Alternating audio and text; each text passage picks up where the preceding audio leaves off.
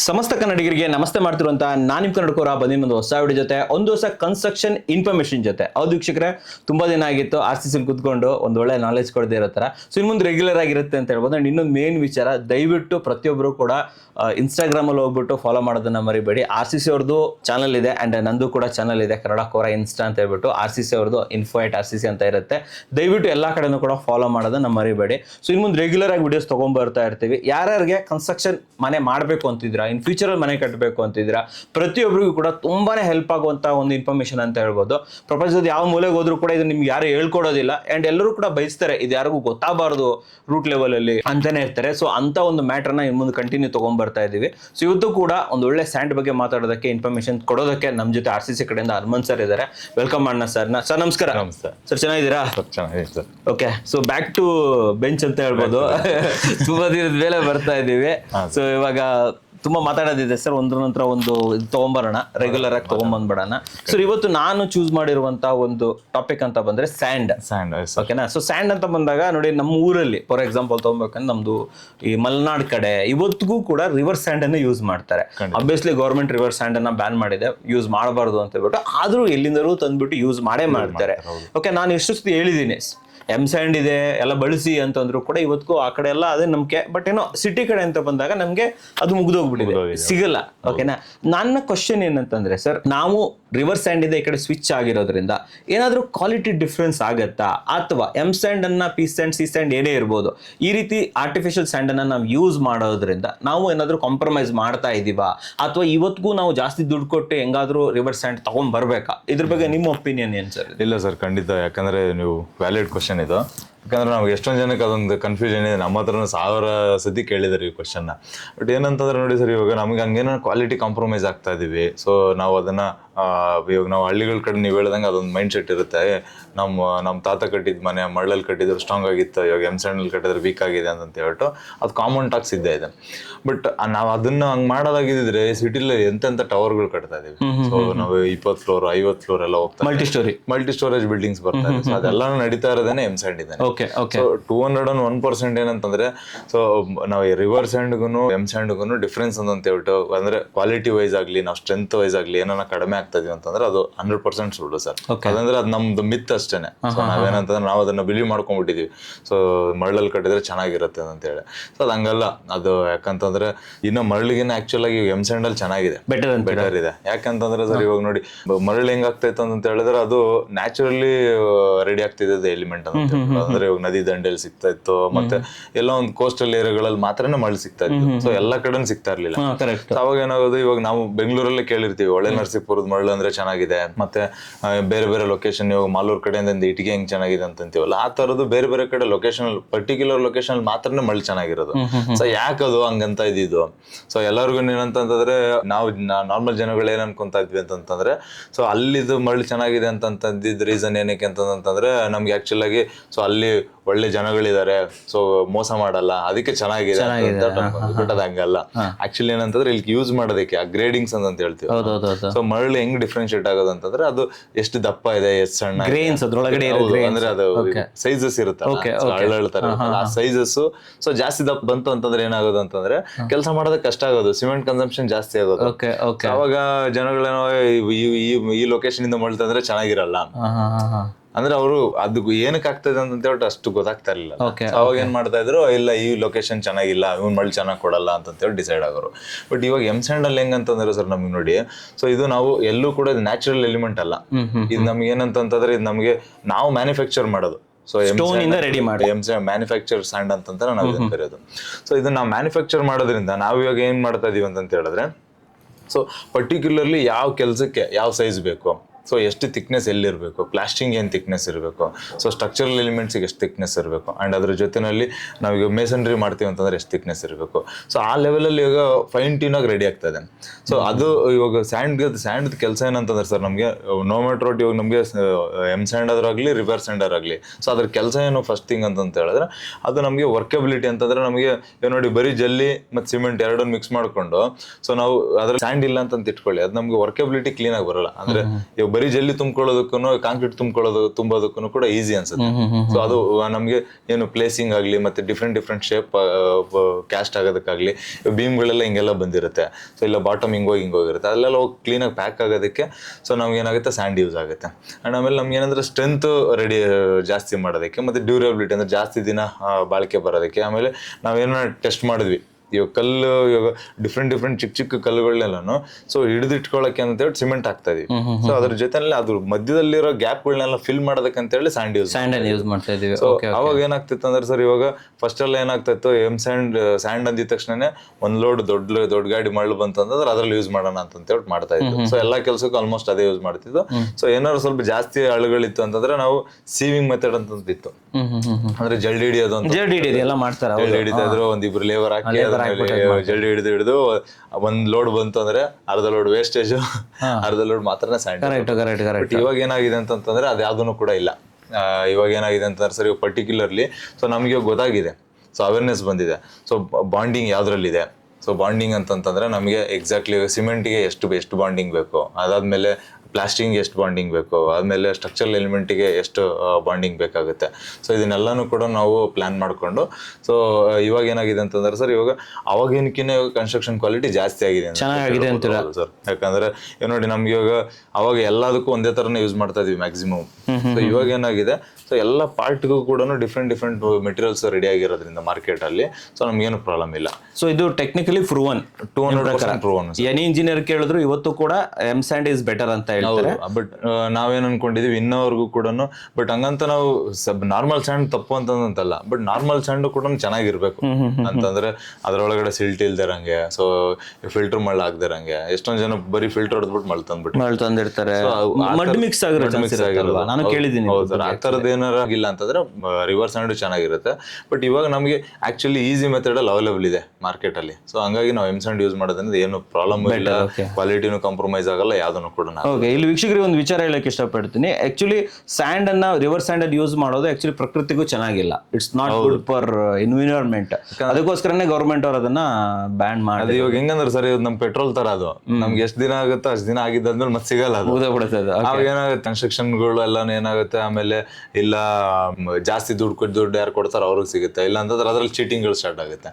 But ಇವಾಗ ಏನಾಗಿದೆ, normal ನಾವು ಗ್ರಾನೈಟ್ಸ್ ಬಂಡೆಗಳನ್ನೆಲ್ಲ ಕ್ರಶ್ ಮಾಡೋದ್ರಿಂದ ಬರೋಂತ ಪಾರ್ಟಿಕಲ್ ತಗೊಂಡಿರೋದ್ರಿಂದ 200% ನಮ್ಗೆ ಕಾಸ್ಟ್ ಎಫೆಕ್ಟಿವ್ ಆಗಿದೆ ಸರ್. ಎಫೆಕ್ಟಿವ್ ಆಗುತ್ತೆ ಅಂತ ಹೇಳ್ತಾರೆ. ಅಂದ್ರೆ ನಾನು ಇಲ್ಲಿ ಹೇಳಿದ್ರಿ ನೀವು ಕ್ರಶ್ ಮಾಡಿ ಮಾಡ್ತೀರಾ ಅಂತಂದ್ರಲ್ಲ, ಬೇಸಿಕಲಿ ಎಮ್ ಸ್ಯಾಂಡ್ ರೆಡಿ ಆಗೋದು ಯಾವ ಸ್ಟೋನ್ ಇಂದ ರೆಡಿ ಆಗುತ್ತೆ ಸರ್ ಇದು? ಸರ್ ಏನಂತಂದ್ರೆ ಹಾರ್ಡ್ ಸ್ಟೋನ್ಸ್, ಇವಾಗ ಬಂಡೆಗಳು ಅದೆಲ್ಲ ಇವಾಗ ಕ್ರಷರ್ ಅಲ್ಲಿ ಏನ್ ಯೂಸ್ ಮಾಡ್ತೀವಲ್ಲ, ಚಿಕ್ಕ ಬಂಡೆಗಳದೆಲ್ಲ, ಸೊ ಕ್ರಷರ್ ಅಲ್ಲೇನೆ ಇದು ರೆಡಿ ಆಗುತ್ತೆ ಸರ್. ಅಂದ್ರೆ ಇವಾಗ ಕ್ರಷರ್ ಅಲ್ಲಿ ಹೆಂಗ್ ರೆಡಿ ಆಗುತ್ತೆ ಅಂತ ಹೇಳಿದ್ರೆ ನೋಡಿ, ಫಸ್ಟ್ 40 mm ಜಲ್ಲಿ, 20 mm ಜಲ್ಲಿ ಅಂತ ಹೇಳಿ ಅಗ್ರಿಗೇಟ್ಸ್ ರೆಡಿ ಆಗುತ್ತಲ್ಲ.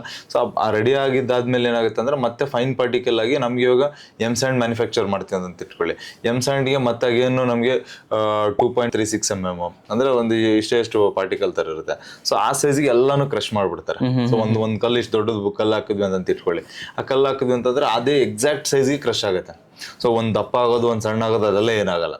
ಸೊ ಅವಾಗ ಏನಾಗುತ್ತೆ, ನಾವು ಎಮ್ ಸ್ಯಾಂಡ್ ಅಂತ ಹೇಳಿ ಮ್ಯಾನುಫ್ಯಾಕ್ಚರ್ ಆಗುತ್ತೆ. ಅದೇ ತರ ನಮಗೆ ಕಾಂಕ್ರೀಟ್ ಸ್ಯಾಂಡ್ ಹೋದ್ವಿ. ಸೊ ಇದ್ರಲ್ಲಿ ಮತ್ತೆ 2-3 ತರ ಕಾಂಕ್ರೀಟ್ ನಿಮ್ಗೆ ಕೇಳ್ತೀನಿ. ಸೊ ಬೇಸಿಕಲಿ ನಾವೇನ್ ಜಲ್ಲಿ ಬರುತ್ತಲ್ಲ ಅದನ್ನೇ ಕ್ರಶ್ ಮಾಡಿದ್ರೆ ಎಮ್ ಸ್ಯಾಂಡ್ ಆಗೋದು. ಯಾಕಂದ್ರೆ ತುಂಬಾ ಜನ ತಿಳ್ಕೊಂತಾರೆ ಎಮ್ ಸ್ಯಾಂಡ್ ನ ಬೇರೆ ಏನೋ ಮಟೀರಿಯಲ್ ಇಂದ ಮಾಡ್ತಾರೆ, ಮಾಮೂಲಿ ಕಲ್ಲಿಂದನೇ ಮಾಡೋದು. ಇದೇ ಜಲ್ಲಿನೇ ಪುಡಿ ಆಗಿ ಎಮ್ ಸ್ಯಾಂಡ್ ಆಗಿ ರೆಡಿ ಆಗುತ್ತೆ. ಸೂಪರ್ ಆಗಿ ಹೇಳಿದ್ರೆ ಸರ್. ಇವಾಗ ಮುಂಚೆ ಎಮ್ ಸ್ಯಾಂಡ್ ಒಂದೇ ಇತ್ತು, ಆಮೇಲೆ ಪಿ ಸ್ಯಾಂಡ್ ಇಂಟ್ರೊಡ್ಯೂಸ್ ಆಯ್ತು, ಇವಾಗ ಸಿ ಸ್ಯಾಂಡ್ ಇಂಟ್ರೊಡ್ಯೂಸ್ ಆಗಿದೆ.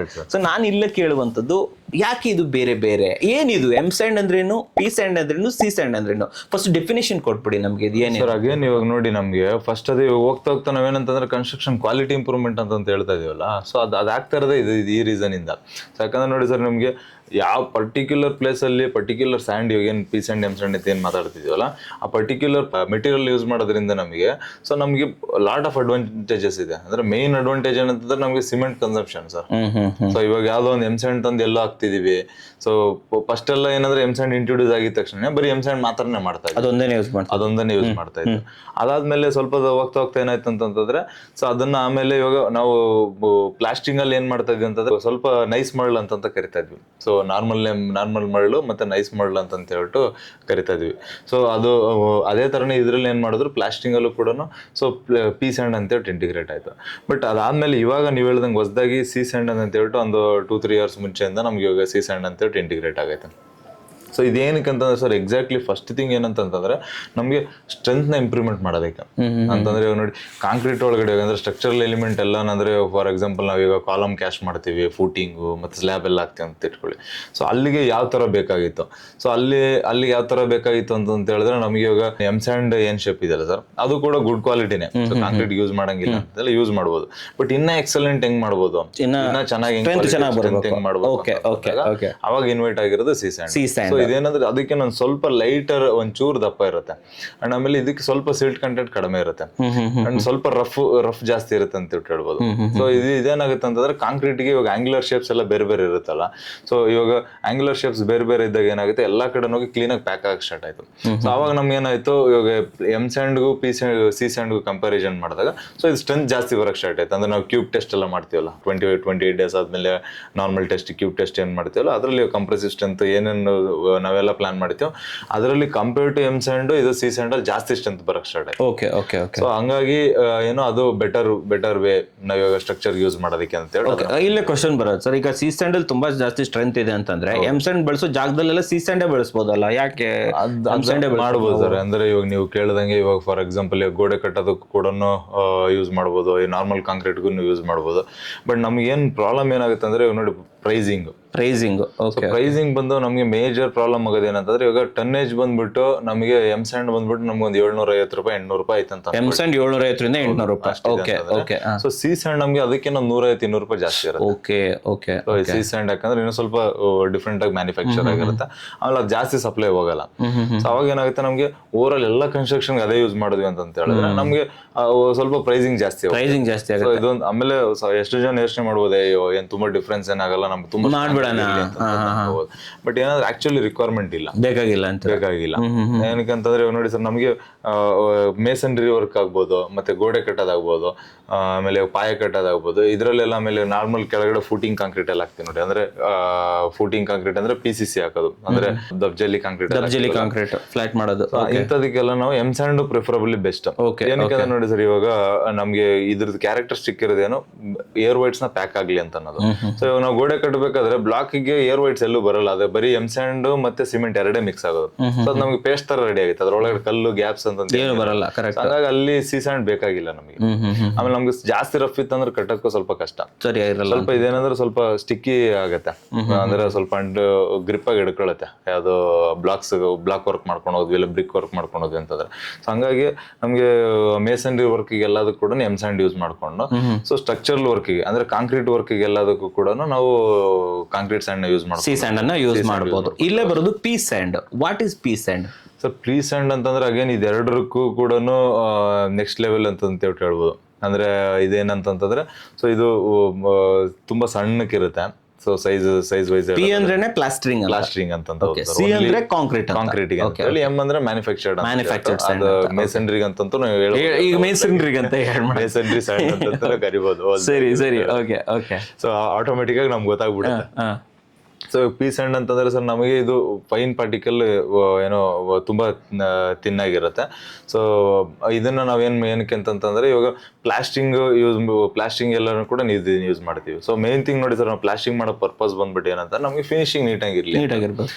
ಫಸ್ಟ್ ಎಲ್ಲ ಪ್ಲಾಸ್ಟಿಂಗ್ ಇರ್ತಾ ಇರ್ಲಿಲ್ಲ, ಅಂದ್ರೆ ಹಂಗಂಗೆ ಬ್ಲಾಕ್ ವರ್ಕ್ ಆಗಿದ್ರೆ ಸಾಕನಾಗಿರ್ತಾ ಇತ್ತು. ಇವಾಗ ಪ್ಲಾಸ್ಟಿಂಗ್ ಬಂದಿದೀವಿ, ಪ್ಲಾಸ್ಟಿಂಗ್ ಮೇಲೆ ಎಮ್ ಸ್ಯಾಂಡ್ ಅಲ್ಲೂ ಪ್ಲಾಸ್ಟಿಂಗ್ ಮಾಡ್ಬೋದು. ಎಷ್ಟೊಂದ್ ಜನ ಅನ್ಕೊಂಡವ್ರೆ ಎಮ್ ಸ್ಯಾಂಡ್ ಅಲ್ಲಿ ಪ್ಲಾಸ್ಟಿಂಗ್ ಮಾಡಕ್ ಹೌದು ಸರ್, ಡೌಟ್ ಅದ್ರಲ್ಲೂ ಕೇಳೋಣ ಅನ್ಕೊಂಡೆ ಎಮ್ ಸ್ಯಾಂಡ್ ತಂದ್ಬಿಟ್ಟು ಪ್ಲಾಸ್ಟಿಂಗ್ ಮಾಡಬಹುದು ಅಂದ್ರೆ ಅಷ್ಟು ಫಿನಿಶಿಂಗ್ ಬರಲ್ಲ, ಓನ್ಲಿ ಫಿನಿಶಿಂಗ್ ಮಾತ್ರ ಡಿಫರೆನ್ಸ್ ಬರಲ್ಲ. ಹೌದು. ಆಮೇಲೆ ನಮ್ಗೆ ಏನಂದ್ರೆ ಮೆಟೀರಿಯಲ್ ಜಾಸ್ತಿ ವೇಸ್ಟ್ ಆಗುತ್ತೆ. ಅಂದ್ರೆ ಒಂದ್ ಗೋಡೆ ಮಾಡೋದಕ್ಕೆ ಏನ್ ಟೈಮ್ ತಗೊಳುತ್ತಲ್ಲ. ಸೊ ಅದೇ ಪ್ಲಾಸ್ಟಿಂಗ್ ಸ್ಯಾಂಡಲ್ ಮಾಡೋನು 2 ಗೋಡೆ ಮಾಡೋ ಒಬ್ಬ ಮೇಸನ್ನು, ಸೊ ಅದು ನಾರ್ಮಲ್ ಎಮ್ ಸ್ಯಾಂಡಲ್ ಮಾಡೋದಂದ್ರೆ ಒಂದಿನಕ್ಕೆ ಒಂದೇ ಗೋಡೆನೆ ಮಾಡಬೇಕು. ಯಾಕಂದ್ರೆ ಜಾಸ್ತಿ ಉಜ್ಜಿ ಅದರಲ್ಲಿ ಅಳುಗಳೆಲ್ಲ ತೆಗಿಬೇಕು. ಆಮೇಲೆ ತುಂಬಾ ರಫ್ನೆಸ್ ಬಂದ್ಬಿಟ್ಟು ಇಲ್ಲಿ ಉಳ್ಸಕ್ ಹೋದ್ರೆ ಅಲ್ಲಿ ಖರ್ಚಾಗುತ್ತೆ ಅಲ್ವಾ? ಇದು ಇಂಪಾರ್ಟೆಂಟ್. ಆಮೇಲೆ ಫಿನಿಶಿಂಗ್ ನೀಟಾಗಿ ಬರಲ್ಲ. ಹಂಗಾಗಿ ನಾವು ಏನಂದ್ರೆ ಪ್ಲಾಸ್ಟಿಂಗ್ ಸಣ್ಣ ಪ್ಲಾಸ್ಟಿಂಗ್ ಅಂತ ಯೂಸ್ ಮಾಡ್ಬೇಕಾಗತ್ತೆ. ಫಿನಿಶಿಂಗ್ ನೀಟಾಗಿ ಬರುತ್ತೆ, ಥಿಕ್ನೆಸ್ ತುಂಬಾ ಫೈನ್ ಆಗಿರೋದ್ರಿಂದ. ಸೊ ನಮ್ಗೆ ಏನಂತಂದ್ರೆ ಏನೋ ಜಾಸ್ತಿ ಸಿಲ್ಟ್ ಕಂಟೆಂಟ್ ಕೂಡ ಕಮ್ಮಿ ಇರುತ್ತೆ ಅದ್ರಲ್ಲಿ, ಅಂದ್ರೆ ಪ್ಯೂರ್ ಆಗಿರುತ್ತೆ ಅಂತ ಹೇಳ್ಬೋದು. ಪ್ರೈಸಿಂಗ್ ವೈಸ್ ಅಷ್ಟೇ, ನೀವು ಎಮ್ ಸ್ಯಾಂಡ್ ನಮಗೆ 750 ರೂಪಾಯಿ 800 ರೂಪಾಯಿ ಸಿಕ್ಕಿದ್ರೆ ಇದು 1100 1150 1200 ರೂಪಾಯಿ ಗಂಟ ಅಲ್ಲಿ ತನಕ ಹೊರಟೋಗ್ಬಿಡುತ್ತಾ ಇದು. ಸೊ ಆಲ್ಮೋಸ್ಟ್ 500 ರೂಪೀಸ್ ಜಾಸ್ತಿ ಇದೆ, 500 ರೂಪೀಸ್ ಆಲ್ಮೋಸ್ಟ್ ನಮಗೆ ಇದಕ್ಕೆ ಕಂಪೇರ್ ಮಾಡಿದ್ರೆ ಹತ್ರ ನಮ್ಗೆ ಒಂದು 70% ರೇಟ್ ಜಾಸ್ತಿ ರೇಟ್ ಆಗಿಬಿಡುತ್ತೆ. ಓಕೆ ಸರ್, ಇಲ್ಲೊಂದು ಪೀಸ್ ಅಂಡ್ ಅಂತ ಬಂದಾಗ ತುಂಬಾ ಜನ ಡಬಲ್ ವಾಶ್, ಟ್ರಿಪಲ್ ವಾಶ್ ಈ ತರ ಎಲ್ಲ ಕೇಳ್ತಾರೆ. ಅದು ವೀಕ್ಷಕರಿಗೆ ಗೊತ್ತಿರೋದಿಲ್ಲ. ಏನಿದು wash, triple wash, double wash? Sir ಏನಿಲ್ಲ, ಇದೆಲ್ಲ ವಾಶ್ ಅಂತ ಬಂದಿದ ತಕ್ಷಣ ನಮ್ಗೆ ಏನಂತಂದ್ರೆ ಅದು ಎಷ್ಟು ವಾಶ್ ಆಗಿದೆ ಏನಾಗಿದೆ ಅಂತ ಹೇಳಿ ನಾವು ಯಾಕೆ ಐಡೆಂಟಿಫೈ ಮಾಡಕ್ ಹೋಗ್ತೀವಿ ಅಂತಂದ್ರೆ, ಸೊ ಮೈನ್ ಥಿಂಗ್ ಅದರಲ್ಲಿರೋ ಸಿಲ್ಟ್ ಕಂಟೆಂಟ್, ಅಂದ್ರೆ ಅದ್ರೊಳಗಡೆ ಡಸ್ಟ್ ಎಷ್ಟಿದೆ. ಸೊ ಡಸ್ಟ್ ನಾವು ತೆಗಿಯೋದು ಮೈನ್ ರೀಸನ್ ಈ ವಾಷಿಂಗ್. ಇರ್ಲಿ ಬಿಡಿ ಅಂದ್ರೆ ಇರ್ಬೋದು ಅಂತಂದ್ರೆ ಸರ್, ಇವಾಗ ನೋಡಿ ನಮಗೆ ಇವಾಗ ಸಿಲ್ಟ್ ಡಸ್ಟ್ ಪಾರ್ಟಿಕಲ್ ಜಾಸ್ತಿ ಆಗೋಯ್ತು ಅಂತಂದ್ರೆ ನಮ್ಗೆ ಏನಾಗುತ್ತೆ, ಕಾಂಕ್ರೀಟ್ ಸ್ಟ್ರೆಂತ್ ಕಡಿಮೆ ಆಗ್ಬಿಡುತ್ತೆ. ಡಸ್ಟ್ ಇಂದ ಕಾಂಕ್ರೀಟ್ ಸ್ಟ್ರೆಂತ್ ಕಮ್ಮಿ ಕಡಿಮೆ ಆಗ್ಬಿಡುತ್ತೆ. ಬ್ಲಾಕ್ ವರ್ಕ್ ಮಾಡ್ತೀವಿ ಅಂದ್ರೆ ಅದಕ್ಕೆ ಸ್ಟ್ರೆಂತ್ ಕಮ್ಮಿ ಆಗುತ್ತೆ. ಅಂದ್ರೆ ಅದ್ರೊಳಗಡೆ ಅನ್ವಾಂಟೆಡ್ ಪಾರ್ಟಿಕಲ್ ಅದು. ಸೊ ಡಸ್ಟ್ ಅನ್ನೋದು ಅನ್ವಾಂಟೆಡ್ ಪಾರ್ಟಿಕಲ್ ಅದೇನಂತಂದ್ರೆ ಅದಕ್ಕೆ ಅದೇನು ಇವಾಗ ವ್ಯಾಲ್ಯೂ ಆಡ್ ಏನು ಮಾಡಲ್ಲ ಅದು. ಸೊ ಹಂಗಾಗಿ ನಮ್ಗೆ ಏನಂತಂದ್ರೆ ಈಗ ಮರಳಲ್ಲೂ ಅಷ್ಟೇನೆ, ಬರೀ ಇವಾಗ ಎಮ್ ಸ್ಯಾಂಡಲ್ ಅಷ್ಟೆಲ್ಲ, ಮರಳಲ್ಲೂ ಯೂಸ್ ಮಾಡ್ಬೇಕಾದ್ರೂ ಕೂಡ ಅದರಲ್ಲೂ ಕೂಡ ಸ್ವಲ್ಪ ಮಡ್ ಕಂಟೆಂಟ್ ಅಂತ ಹೇಳ್ತಾರೆ. ಇದು ಸೇಮ್ ಅದೇ ತರ ಮಡ್ಡಿದಂಗೆ ಇಲ್ಲಿ ಡಸ್ಟ್ ಇರಬಾರ್ದು, ಡಸ್ಟ್ ಇರಬಾರ್ದು. ಡಸ್ಟ್ ಏನಾದ್ರು ನಮ್ಗೆ ಇವಾಗ ನಾರ್ಮಲ್ ಇವಾಗ ಕ್ಯಾಲ್ಕುಲೇಷನ್ ಪ್ರಕಾರ ನಮ್ಗೆ ಲೆಸ್ ದನ್ 3% ಇರಬೇಕು. ಸೊ ಯಾವ್ದ್ರಲ್ಲಿ ಇವಾಗ ನಾವು ಹೈಯರ್ ಸ್ಟ್ಯಾಂಡರ್ಡ್ ಪ್ರಕಾರ ಮಾತಾಡೋದಾದ್ರೆ ಸೊ ಎಲ್ಲಾದ್ರಲ್ಲೂ ಕೂಡ ಲೆಸ್ ದನ್ 3% ಇರ್ಬೇಕು. ಸೊ ಕೆಲವೊಂದ್ ಕಡೆ ಏನಾಗ್ಬಿಡುತ್ತೆ, ಅದು ಇವಾಗ ಆ ವಾಶ್ ಆ 3% ಯಾವಾಗ ಅರೈವ್ ಆಗ್ತದೆ ಅಂತಂದ್ರೆ ಆಫ್ಟರ್ ಸೆಕೆಂಡ್ ವಾಶ್ ಮಾಡ್ಬೇಕು. ಅಂದ್ರೆ ಡಿಫ್ರೆಂಟ್ ಮೆಥಡ್ಸ್ ಇದೆ ಸರ್ ಅದರಲ್ಲಿ. ವಾಶ್ ಅಂತಂದ್ರೆ ಏರ್ ಫಿಲ್ಟರ್ ವಾಶಸ್ ಇರುತ್ತೆ. ಸೊ ಅಂದ್ರೆ ವಾಶ್ ಅಂದ ತಕ್ಷಣ ಕುತ್ಕೊಂಡು ತೊಳೆಯಲ್ಲ. ಮತ್ತೆ ಹೆಂಗ್ ವಾಶ್ ಮಾಡ್ತಾರೆ ಅದು? ಅಂದ್ರೆ ಅದು ಡಿಫ್ರೆಂಟ್ ಪ್ರೋಸೆಸ್ ಇದೆ. ಸೊ ಅದು ಏನಂತಂದ್ರೆ ಅದ್ರಲ್ಲಿ ಡಸ್ಟ್ ಪಾರ್ಟಿಕಲ್ ರಿಮೂವ್ ಮಾಡಕ್ ಮೆಥಡ್ಸ್ ಅದು. ಜಸ್ಟ್ ಏನಂತ ಹೇಳಿದ್ರೆ ನಮಗೆ ಸಿಲ್ಟ್ ನ ತೆಗಿಯೋದಕ್ಕೆ ಅಂತ ಹೇಳಿ ನಮ್ಗೆ 2 ಸತಿ ಇವಾಗ ನೋಡಿ, ಇವಾಗ ಏರ್ ವಾಶ್ ಮಾಡೋದು ಅಂತ ಇಟ್ಕೊಳ್ಳಿ, ಡಸ್ಟ್ ಆಚೆ ಹೋಗ್ಬಿಡುತ್ತೆ. ಯಾಕಂದ್ರೆ ಲೂಸ್ ವೈಟ್ ಇರಲ್ವಲ್ಲ, ಅದಕ್ಕೆ ಡಸ್ಟ್ ಎಲ್ಲ ಕ್ಲಿಯರ್ ಆಗುತ್ತೆ. ಅವಾಗ ನಮ್ಗೆ ಕ್ವಾಲಿಟಿ ಚೆನ್ನಾಗಿ ಹೋಗುತ್ತೆ. ಹಂಗಾಗಿ ಎಲ್ಲ ನಾವು ಏನಂತಂದ್ರೆ ಡಬಲ್ ವಾಶ್ ಅಂದ್ರೆ ಚೆನ್ನಾಗಿರುತ್ತೆ, 2 ಸತಿ ವಾಶ್ ಆಗಿರುತ್ತೆ ಅಂತ ಹೇಳ್ಬಿಟ್ಟು. ಇದು double wash, triple wash. But ಅದಕ್ಕೆ ರೇಟ್ ಚೇಂಜ್ ಆಗುತ್ತೆ, ರೇಟ್ ಜಾಸ್ತಿ ಆಗುತ್ತೆ ಸರ್. ಸೊ ನಾವು ಎಷ್ಟು ವಾಶ್ ಹೋಗ್ತೀವಿ ಅಷ್ಟು ರೇಟ್ ಜಾಸ್ತಿ ಆಗುತ್ತೆ. ಓಕೆ. ಆಮೇಲೆ ಮ್ಯಾಕ್ಸಿಮಮ್ ಏನಂತಂದ್ರೆ ಸರ್, ಪ್ರಿಫರಬಲ್ ಸಪ್ಲೈಯರ್ಸ್ ಹತ್ರನು ನಾವು ಮನೆ ಕಟ್ಟಬೇಕಾದ್ರೆ ಏನಂತಂದ್ರೆ, ಸೊ ಇವಾಗ ಡಬಲ್ ವಾಶ್ ಬೇಸಿಕ್ ಆಗಿ ಹೋಗಿದೆ. ಡಬಲ್ ವಾಶ್ ಮಾಮೂಲಿ ಬೇಸಿಕ್. ಅದನ್ನ ಬಿಟ್ಟು ನಾವೇನೋ ನಾರ್ಮಲ್ ಈಗ ಮೆಟೀರಿಯಲ್ ಸಪ್ಲೈಯರ್ ಬಂದಾಗ ಏನೋ ಪಿಚ್ ಮಾಡಿದ್ರು, ಸರ್ ಇಲ್ಲ ನಮ್ಗೆ ಸಿಂಗಲ್ ವಾಶ್ ಸಿಗುತ್ತೆ, ಡಬಲ್ ವಾಶ್ ಸಿಗುತ್ತೆ. ಸೊ ನಾವು ಆಸ್ ಎ ಕಸ್ಟಮರ್ ನಾವೇನ್ ನೋಡ್ತೀವಿ, ಜಸ್ಟ್ ನಮಗೆ ಕಡಿಮೆ ಯಾವ್ದು ಸಿಗುತ್ತೆ ಅದು ಎಮ್ ಸ್ಯಾಂಡ್, ಇದು ಎಮ್ ಸ್ಯಾಂಡ್ ಅಂತ ಅನ್ಕೊಂತೀವಿ. ಬಟ್ ಅಗೇನ್ ಅದ್ರೊಳಗಡೆ ಸಿಲ್ಟ್ ಕಂಟೆಂಟ್ ಎಷ್ಟಿದೆ, ಸೊ ಅದರೊಳಗಡೆ ಡಸ್ಟ್ ಪಾರ್ಟಿಕಲ್ ಎಷ್ಟಿದೆ. ಅವಾಗಿಂದ ಸಿಲ್ಟ್ ಅಂತಿದ್ದೀರಲ್ಲ, ಸಿಲ್ಟ್ ಇಂದ ಏನ್ ಸಮಸ್ಯೆ ಏನು ನಮ್ಗೆ? ಅಂದ್ರೆ ಸರ್ ನಮ್ಗೆ ಸ್ಟ್ರೆಂತ್ ವೀಕ್ ಮಾಡ್ಬಿಡುತ್ತೆ. ಅಂಡ್ ಅದಾದ್ಮೇಲೆ ಅದಕ್ಕೆ ಇವಾಗ ನೋಡಿ, ಇವಾಗ ಒಂದಿಷ್ಟು ಕ್ವಾಲಿಟಿ ಎಮ್ ಸ್ಯಾಂಡ್ ಇರ್ಬೇಕು ಅನ್ನೋದ್ರ ಜೊತೆ ಸ್ವಲ್ಪ ಸಿಲ್ಟ್ ಇತ್ತು ಅಂತಂದ್ರೆ ಅದು ಪ್ರಾಪರ್ ಬೈಂಡೇ ಆಗಲ್ಲ, ಅದು ಹಿಡ್ಕೊಳಕ್ ಬಿಡಲ್ಲ ಅದು. ಸೊ ಅವಾಗ ಏನಾಗುತ್ತೆ, ಅದು ಸ್ಟ್ರೆಂತ್ ವೀಕ್ ಆಗೋಗುತ್ತೆ. ಆಮೇಲೆ ಮೋಲ್ಡ್ ಹಾಕಿರ್ತೀವಿ, ಸಿಲ್ಟ್ ಜಾಸ್ತಿ ಇತ್ತು, ಸೊ ಲೀಕೇಜ್ ಸ್ಟಾರ್ಟ್ ಆಗೋಗ್ಬಿಡುತ್ತೆ. ಆಮೇಲೆ ಏರ್ ಸ್ಟಾರ್ಟ್ ಆಗೋಗ್ಬಿಡುತ್ತೆ. ಸೊ ಹಂಗಾಗಿ ಸಿಲ್ಟ್ ಮೇಜರ್ ರೋಲ್ ತಗೊಳುತ್ತೆ. Okay super sir. Next question ಬಂದ್ಬಿಟ್ಟು, ಸೊ ಒಂದು ನಾವು ಮನೆ ಕಟ್ತಾ ಇದ್ದೀವಿ, ಕನ್ಸ್ಟ್ರಕ್ಷನ್ ಸ್ಟಾರ್ಟ್ ಮಾಡ್ತಾ ಇದ್ದೇವೆ. ಸೊ ಸ್ಟೋರೇಜ್ ಇವತ್ತೇನೋ ಸ್ವಲ್ಪ ರೇಟ್ ಕಮ್ಮಿ ಇದೆ ಅಂತ ಹೇಳ್ಬಿಟ್ಟು ಎಲ್ಲಾ ಲೋಡ್ ತಂದು ಹಾಕೊಳ್ಳೋದು ಒಳ್ಳೇದಾ?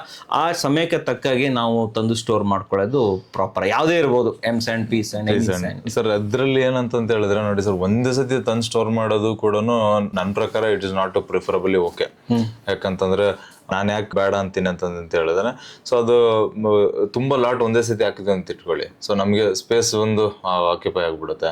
ಆಮೇಲೆ ಅದೇನಾಗುತ್ತೆ ಅಂತ ಹೇಳಿದ್ರೆ, ಸೊ ನಮಗೆ ಯೂಸ್ ಮಾಡ್ತಾ ಏನಾಗ್ತಾರೆ, ವೇಸ್ಟೇಜ್ ಜಾಸ್ತಿ ಜಾಸ್ತಿ ದಿನ ಒಂದೇ ಕಡೆ ಡಂಪ್ ಆಡ್ತಾರ.